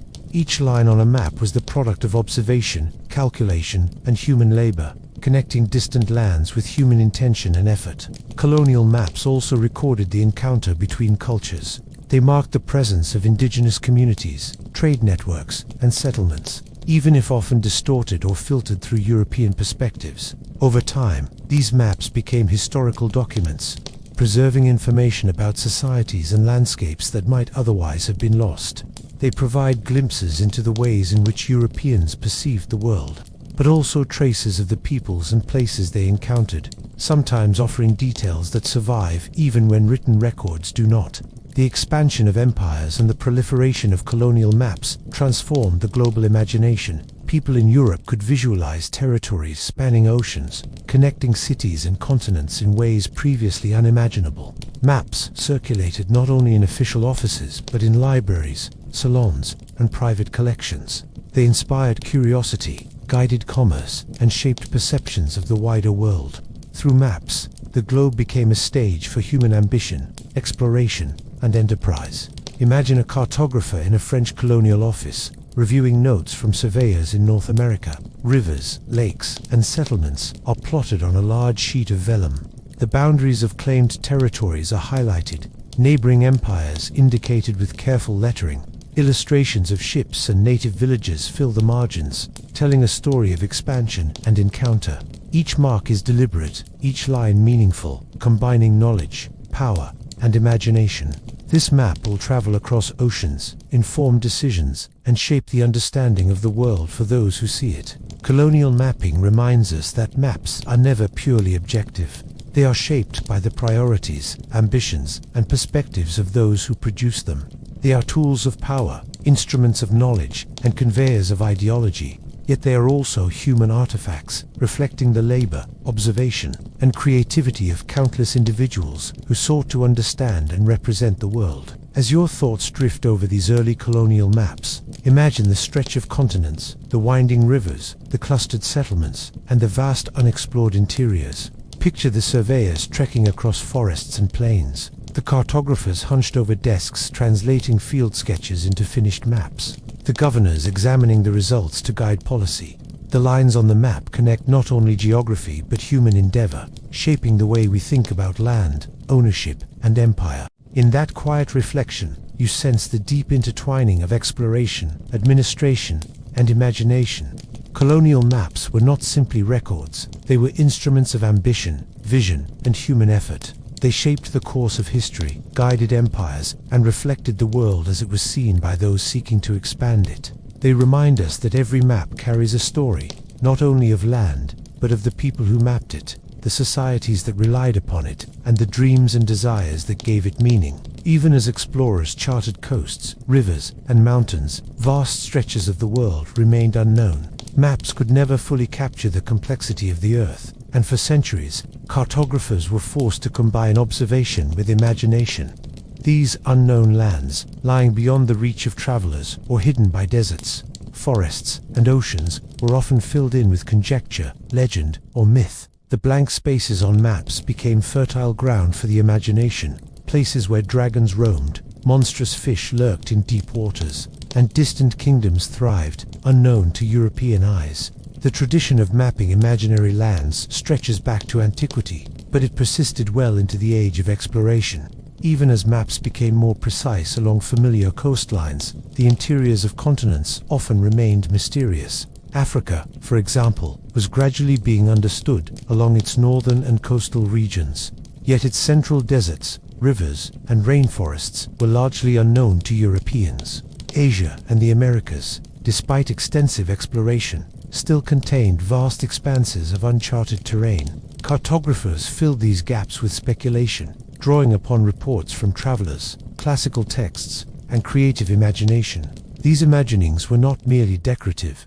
They reflected a desire to understand the unknown, to make sense of lands that could not yet be visited. Mountains were drawn where none existed, rivers were imagined to connect known points, and entire kingdoms were placed according to rumor or legend. The maps combined what was real with what was possible, blending observation with story. For those who studied them, they were both guides and tales, offering a vision of the wider world even where certainty was impossible.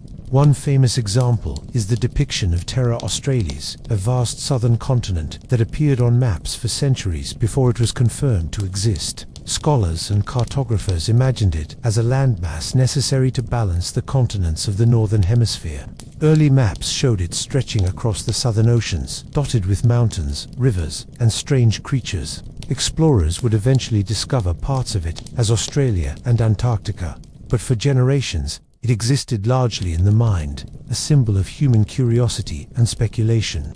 Similarly, the interior of Africa was often portrayed with rivers flowing from unknown sources into imagined lakes and seas, inhabited by fantastical animals or exotic peoples. Mapmakers relied on traveler stories, sometimes exaggerating distances or merging separate accounts into single rivers or mountain ranges. These maps were not intended to deceive. Rather, they attempted to provide an outline, however imaginative, of the parts of the world yet to be known. In a sense, they were exercises in anticipation, preparing the mind for the eventual arrival of explorers who would replace myth with observation. The oceans themselves were fertile ground for imagination. Early nautical maps, even accurate Portolan charts, often included illustrations of sea monsters. Giant fish, serpents, and creatures with wings or multiple heads prowled the waters. These depictions reflected both real dangers, like large marine animals, and the fears of sailors venturing into uncharted seas. They reminded viewers that the unknown could be perilous, that the world was vast and often threatening, and that even the most careful navigation required courage and respect for the natural world. Imaginary lands were not restricted to distant continents. Some maps depicted islands that had never existed, placed based on rumors, miscalculations, or sailors' tales. Islands might appear on one map and vanish from the next, a testament to the uncertainties of exploration. These phantom islands illustrate how human perception, imagination, and imperfect information combined to shape our understanding of the world. Maps were not passive records. They were active attempts to organize knowledge and expectation. Cartographers often annotated their maps with explanatory notes, blending fact and speculation. Descriptions of unknown peoples, strange customs, and exotic landscapes were written alongside rivers and mountains, signaling uncertainty and curiosity. These annotations show that even the most serious mapmakers were aware of the limits of their knowledge. They acknowledged gaps, sometimes apologetically, sometimes boldly, while offering their best interpretation of the spaces beyond the known world. In doing so, they created a dialogue between reality and imagination, a space where human curiosity could roam freely. The interplay of the known and the unknown also influenced navigation and exploration. Sailors and explorers relied on maps as guides, but they also approached uncharted territories with caution, interpreting the imaginative elements as warnings or possibilities. The line between observation and imagination was often blurred. A river noted on a map might be exaggerated in length or shifted in location, yet it could still guide travelers toward actual discoveries. Fantasy and fact worked together to prepare humans for the challenges of the world. Imaginary lands also reflected cultural perspectives and biases. European mapmakers often depicted distant continents according to their own worldview, emphasizing features they considered important or morally significant. Africa, Asia, and the Americas were frequently illustrated with exoticized peoples and animals, portraying a sense of otherness. These depictions tell us as much about the mapmakers and their societies as they do about geography. They revealed the hopes, fears, and values of those seeking to comprehend the unknown. As printing spread maps more widely, these imaginative elements reached larger audiences. People who would never travel could look at the maps and envision distant lands, learning about the world, even as much of it remained unseen. Children, scholars, and curious adults encountered dragons, unknown rivers, and far-off kingdoms, alongside real mountains and coastlines. Maps became a medium for storytelling, education, and wonder, connecting the known and the unknown in a single visual narrative. Some of the most elaborate depictions of imaginary lands appeared in atlases and collections intended for scholars or collectors.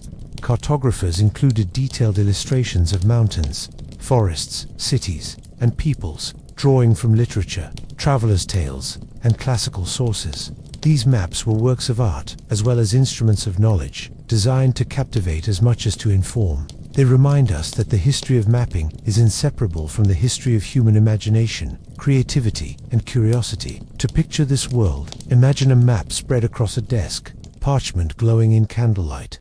Mountains rise in delicate relief, rivers twist and turn, and distant kingdoms are marked with miniature castles or cities. The edges of the map feature dragons, serpents, and ships braving rough seas. A cartographer leans over it, quill in hand, considering reports from travelers, interpreting sketches, and translating rumor into lines of ink. The unknown becomes a space of possibility, a canvas for both learning and dreaming. The imagination embedded in these maps also encouraged exploration. The promise of unknown lands inspired sailors, merchants, and adventurers to venture beyond the familiar, guided partly by fact and partly by the hope of discovery. The line between myth and reality was often tested, and many expeditions resulted in the correction of previous assumptions, gradually transforming imagination into knowledge. Maps were living documents, evolving as the world was slowly revealed through human effort. Even today, the echoes of these maps remain. When we look at historical charts filled with dragons, phantom islands, or enormous unexplored territories, we glimpse the way humans once thought about the world. We see the blending of observation, rumor, imagination, and desire, all captured in a single visual artifact. The maps are as much a record of human thought as they are of geography. They remind us that knowing the world is not only a matter of measurement, but also of curiosity, creativity, and the courage to venture into the unknown. The art of mapping the unknown reminds us of the patience and care required to chart a world only partially understood. Each map was an attempt to impose order on chaos, to represent what was known and to anticipate what might be found. It required skill, judgment, and imagination.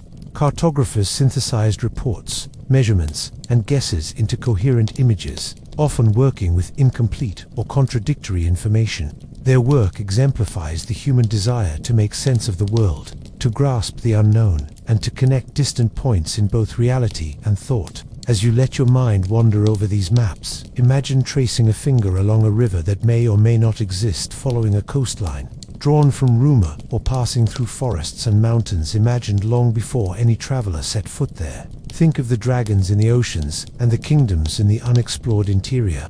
These were spaces of possibility, where the known world ended and the imagination began. Maps were tools, but they were also mirrors of human curiosity, reflecting our desire to understand, to dream, and to explore. Even in their imperfection, these maps played a vital role in shaping exploration. They guided, inspired, and challenged humans to journey into the unknown.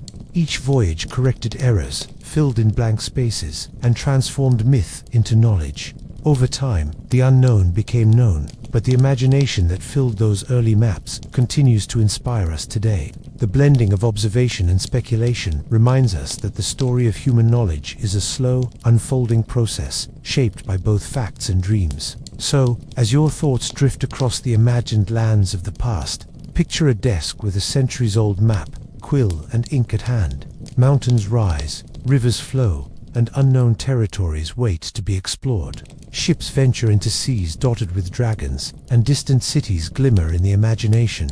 This was the world of mapping the unknown, a world of patience, curiosity, and the enduring human desire to make sense of the vast and mysterious earth. For centuries, the art of mapping had been a careful balance of observation, imagination, and artistry. From the clay tablets of Mesopotamia to the portolan charts of medieval Europe, maps combined practical knowledge with aesthetic and symbolic meaning.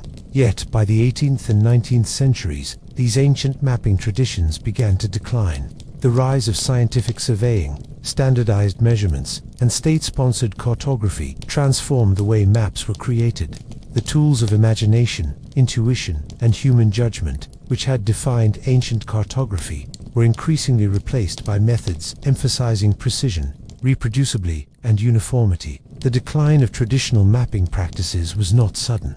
It occurred gradually as Europe and other parts of the world embraced new technologies and approaches. Triangulation, a method of measuring distances accurately using angles and baseline measurements, became central to mapmaking. Theodolites, compasses, and later chronometers allowed surveyors to measure locations with unprecedented precision. Maps that had once been drawn largely from travelers' reports, memories, or estimations were now based on systematic observations and mathematical calculations. The artistry and subjectivity that had characterized ancient maps gave way to objectivity and consistency. One consequence of this shift was the diminishing role of individual creativity. Ancient and medieval cartographers had often imbued their maps with personal style, adding flourishes, illustrations, and imaginative elements. Mountains might be depicted with dramatic peaks, rivers winding with elegant curves, and cities represented by tiny architectural models. These elements were not merely decorative, they communicated meaning, significance, and narrative. With the rise of scientific mapping, such embellishments were seen as unnecessary or even misleading. Maps became utilitarian objects, valued primarily for accuracy rather than beauty or storytelling. The standardization of measurements further contributed to the decline of traditional mapping.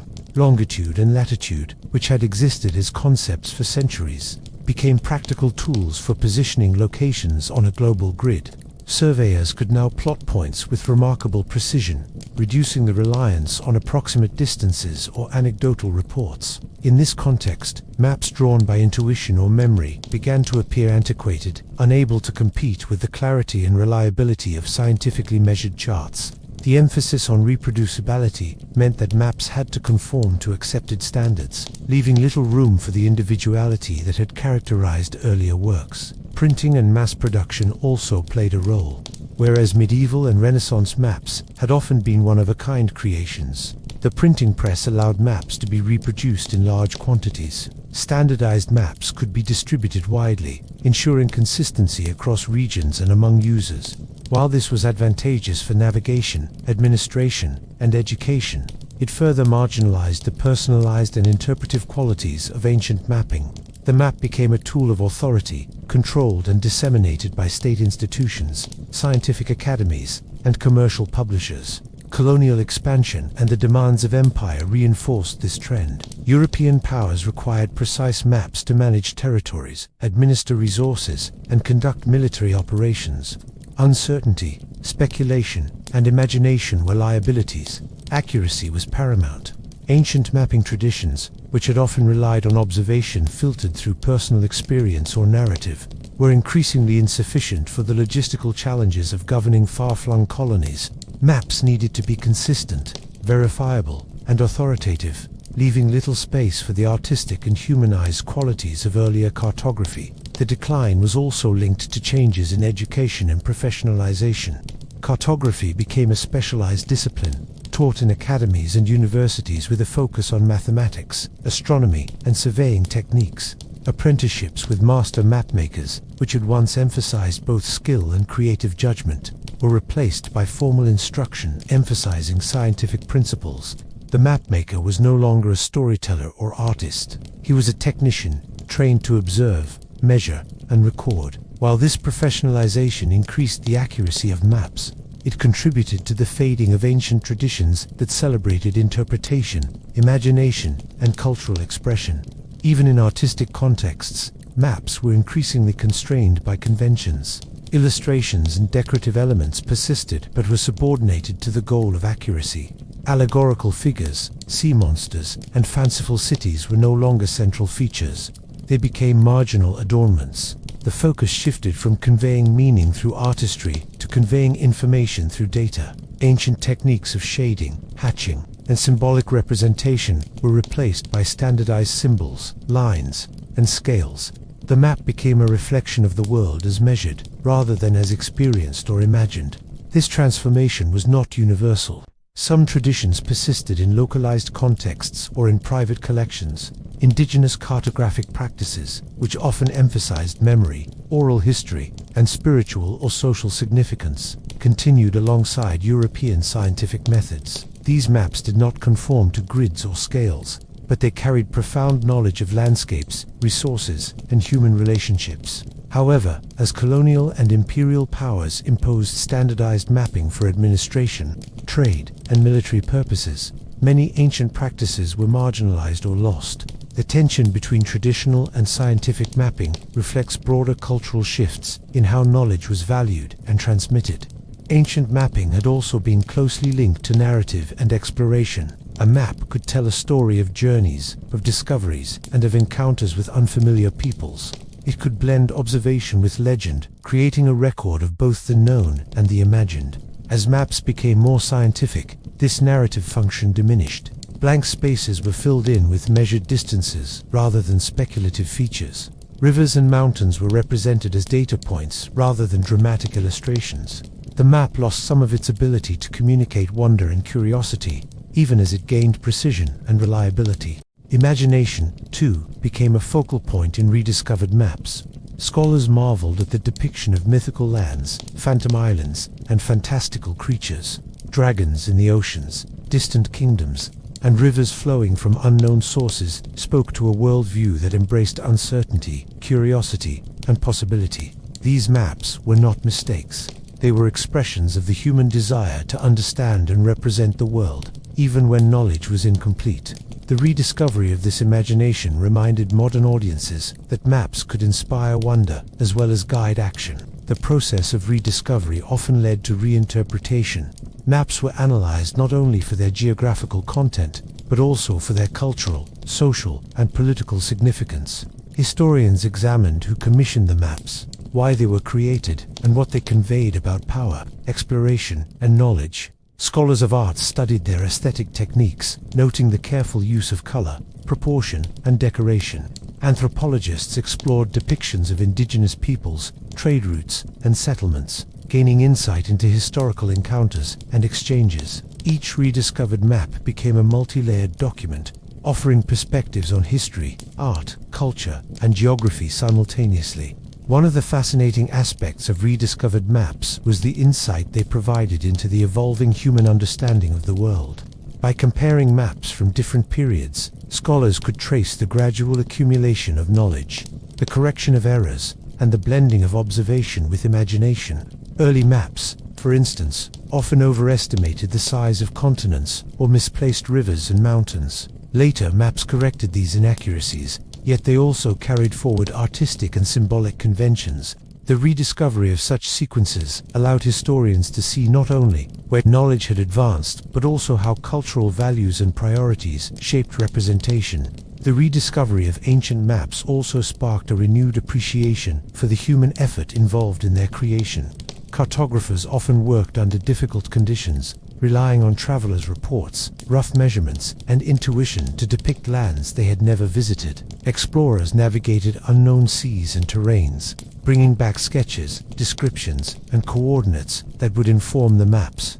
The rediscovered works thus revealed a chain of human labor, observation, and collaboration that spanned continents and decades.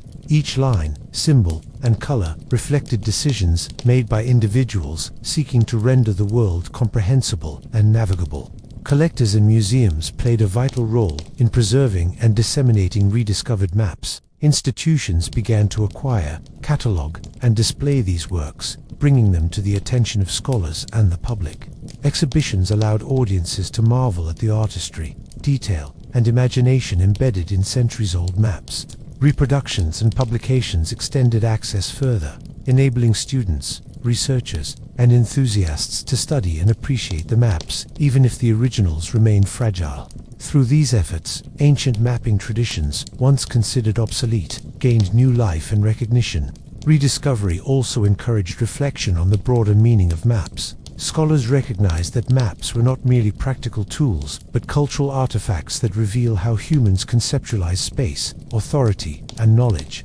Ancient maps expressed priorities and values, showing what societies considered important or significant. Religious symbolism, political claims, economic interests, and imaginative interpretations were all embedded in the maps, lines, and illustrations. By studying these works, modern audiences gain insight into both the physical world and the human worldview at particular moments in history. The rediscovery of ancient maps has inspired contemporary cartography and art.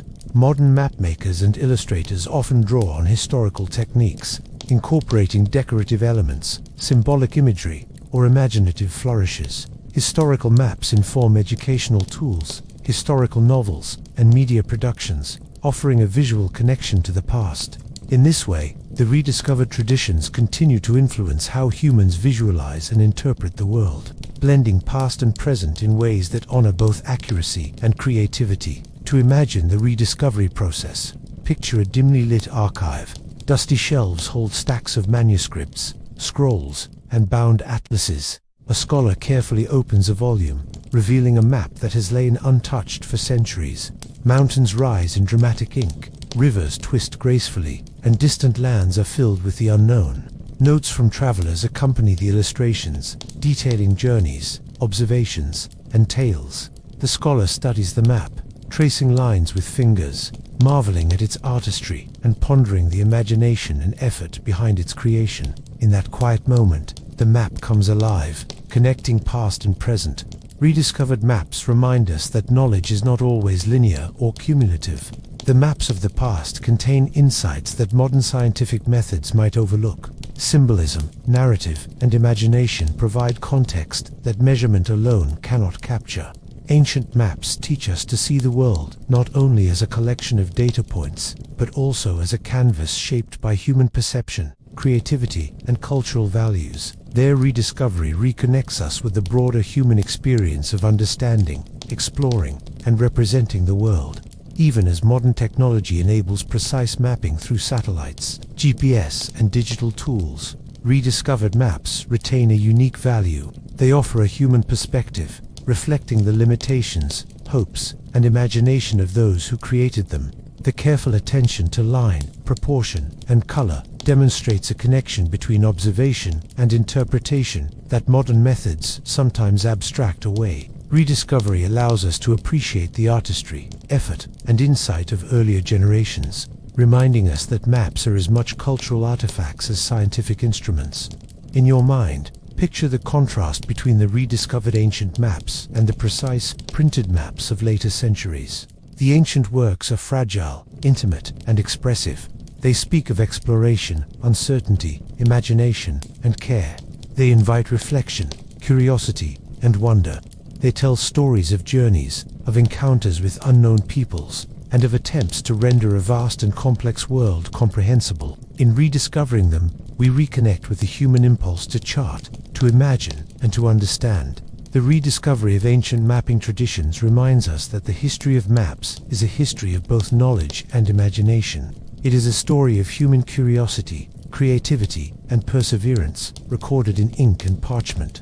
Through careful study, these maps provide insight into how people once saw the world, how they understood their place within it, and how they sought to communicate that understanding to others. Rediscovered maps are windows into the past, preserving both the physical world and the human spirit that sought to understand it.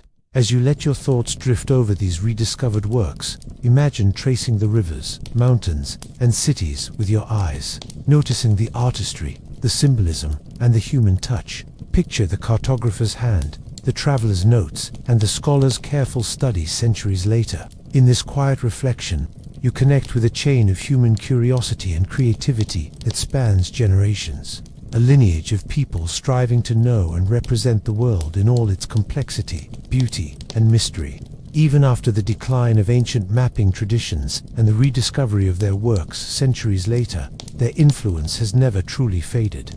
The legacy of these early maps is embedded not only in the history of cartography, but in the very way humans perceive, navigate, and imagine the world. They remind us that maps are more than tools.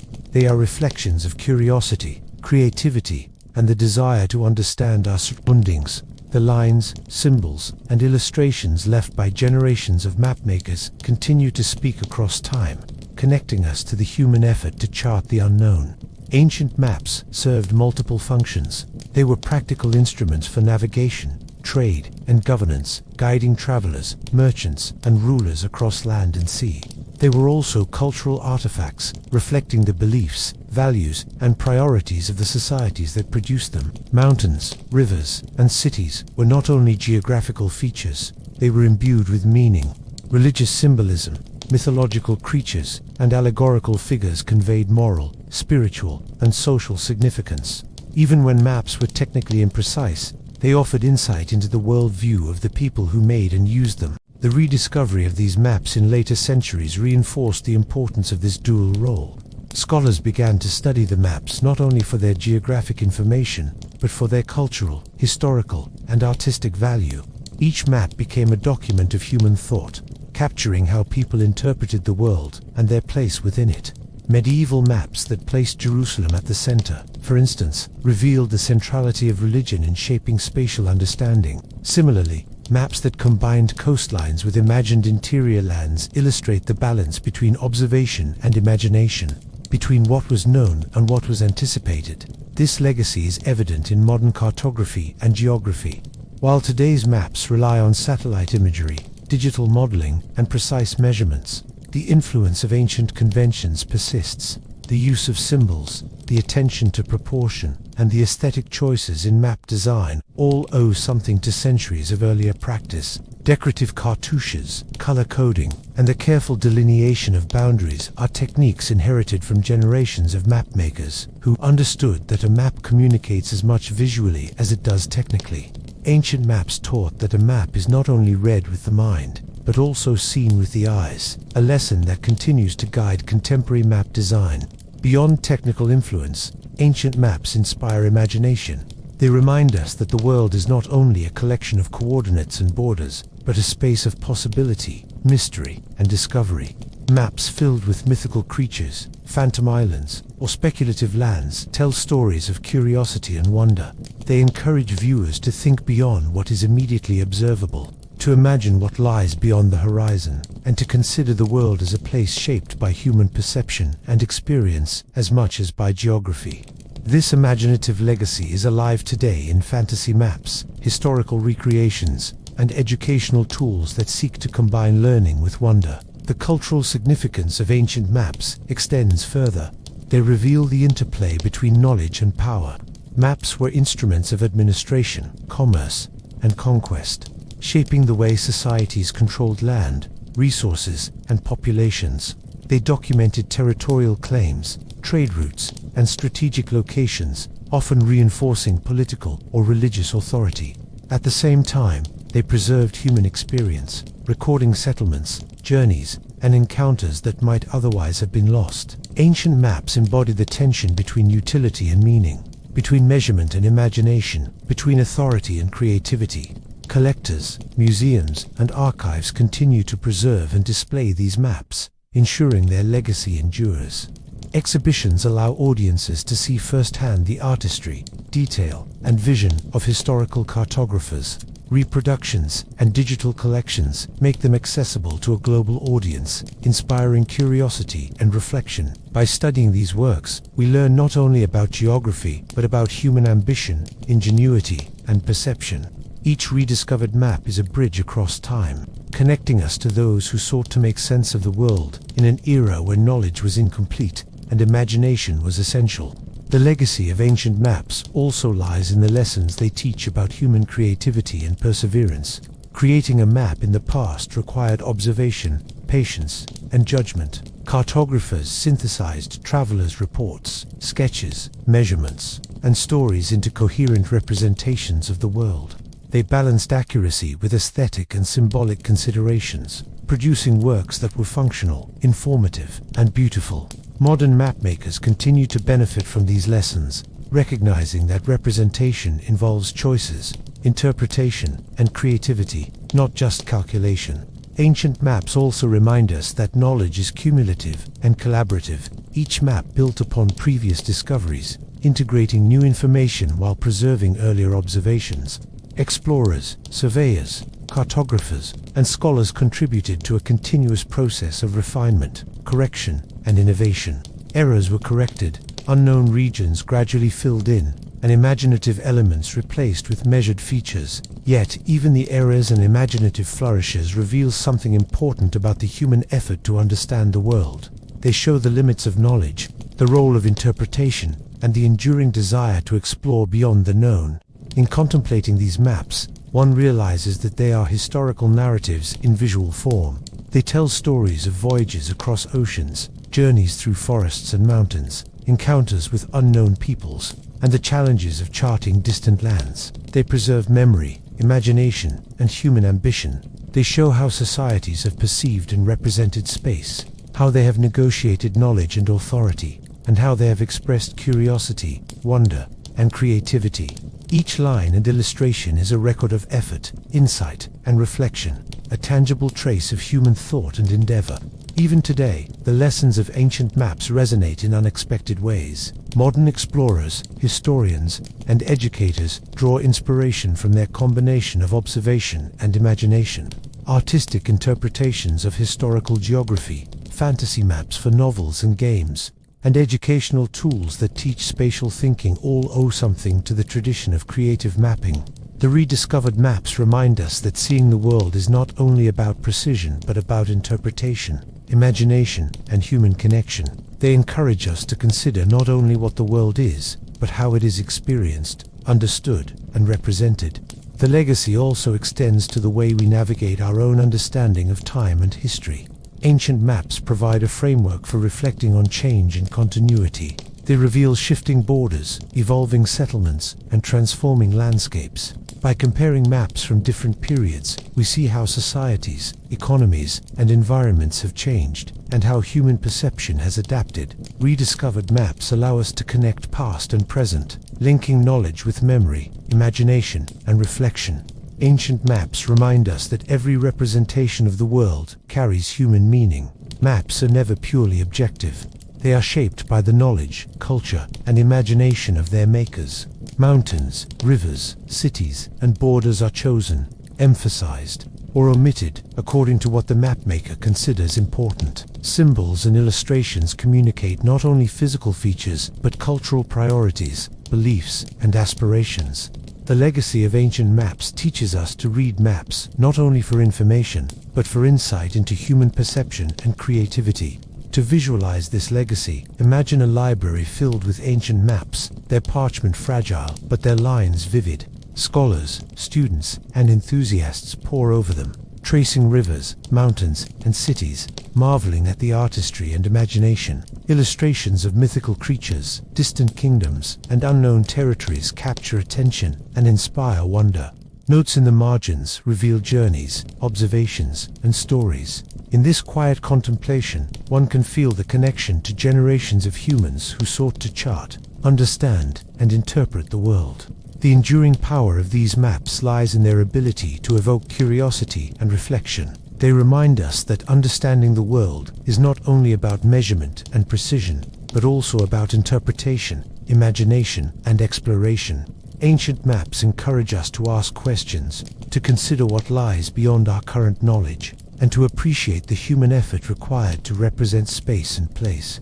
Their legacy is a testament to human creativity, persistence, and the desire to comprehend the world in all its complexity. As your thoughts drift over these rediscovered maps, imagine tracing the contours of continents, the winding of rivers, the layout of cities, and the illustrations of distant lands. Feel the connection to cartographers, travelers, and scholars who contributed to these works over centuries. Consider the balance they struck between observation, speculation, and artistry, and the lessons that continue to resonate today. Ancient maps endure, not merely as historical objects, but as expressions of the human spirit, creativity, and curiosity that continue to shape how we see and understand the world. The legacy of ancient maps is, in the end, a story of continuity and transformation. They show us how humans have grappled with the unknown, how they have translated observation into representation, and how imagination has guided understanding. They remind us that maps are more than technical tools. They are reflections of human thought, experience, and aspiration. Every rediscovered line, symbol, and illustration connects us to centuries of exploration, creativity, and curiosity. Ancient maps are a legacy of human ingenuity, inviting us to reflect, wonder, and continue the timeless journey of understanding the world. As we close the pages of these ancient maps, it becomes clear that their value extends far beyond lines of ink or depictions of mountains and rivers. They are records of human curiosity, imagination, and the tireless effort to understand a vast and sometimes unknowable world. Each map, whether precise or speculative, tells a story of explorers, travelers, and cartographers striving to chart not only land and sea, but also the human desire to know, to connect, and to imagine. The forgotten lands, the dragons in the oceans, the rivers that may have existed only in rumor, all remind us that knowledge is never purely objective. It is shaped by culture, experience, and creativity. Ancient maps invite us to see the world as our ancestors did, as a combination of reality and possibility, observation and imagination, measurement and wonder. Even today, when satellite imagery and digital mapping provide near-perfect accuracy, these maps speak to something enduring. They remind us that understanding the world is as much about human perspective as it is about data, and that curiosity, patience, and imagination remain central to every journey of discovery. So as your mind drifts over distant lands, imagined or real, consider the hands that drew each line, the journeys that inspired each curve, and the centuries of thought embedded in each page. Ancient maps may have been forgotten, but their lessons, their beauty, and their stories continue to guide us, connecting past and present, fact and wonder, in a quiet, enduring conversation across time. Good night, traveler, and may your dreams trace the rivers, mountains, and distant horizons once drawn by those who dared to chart the unknown.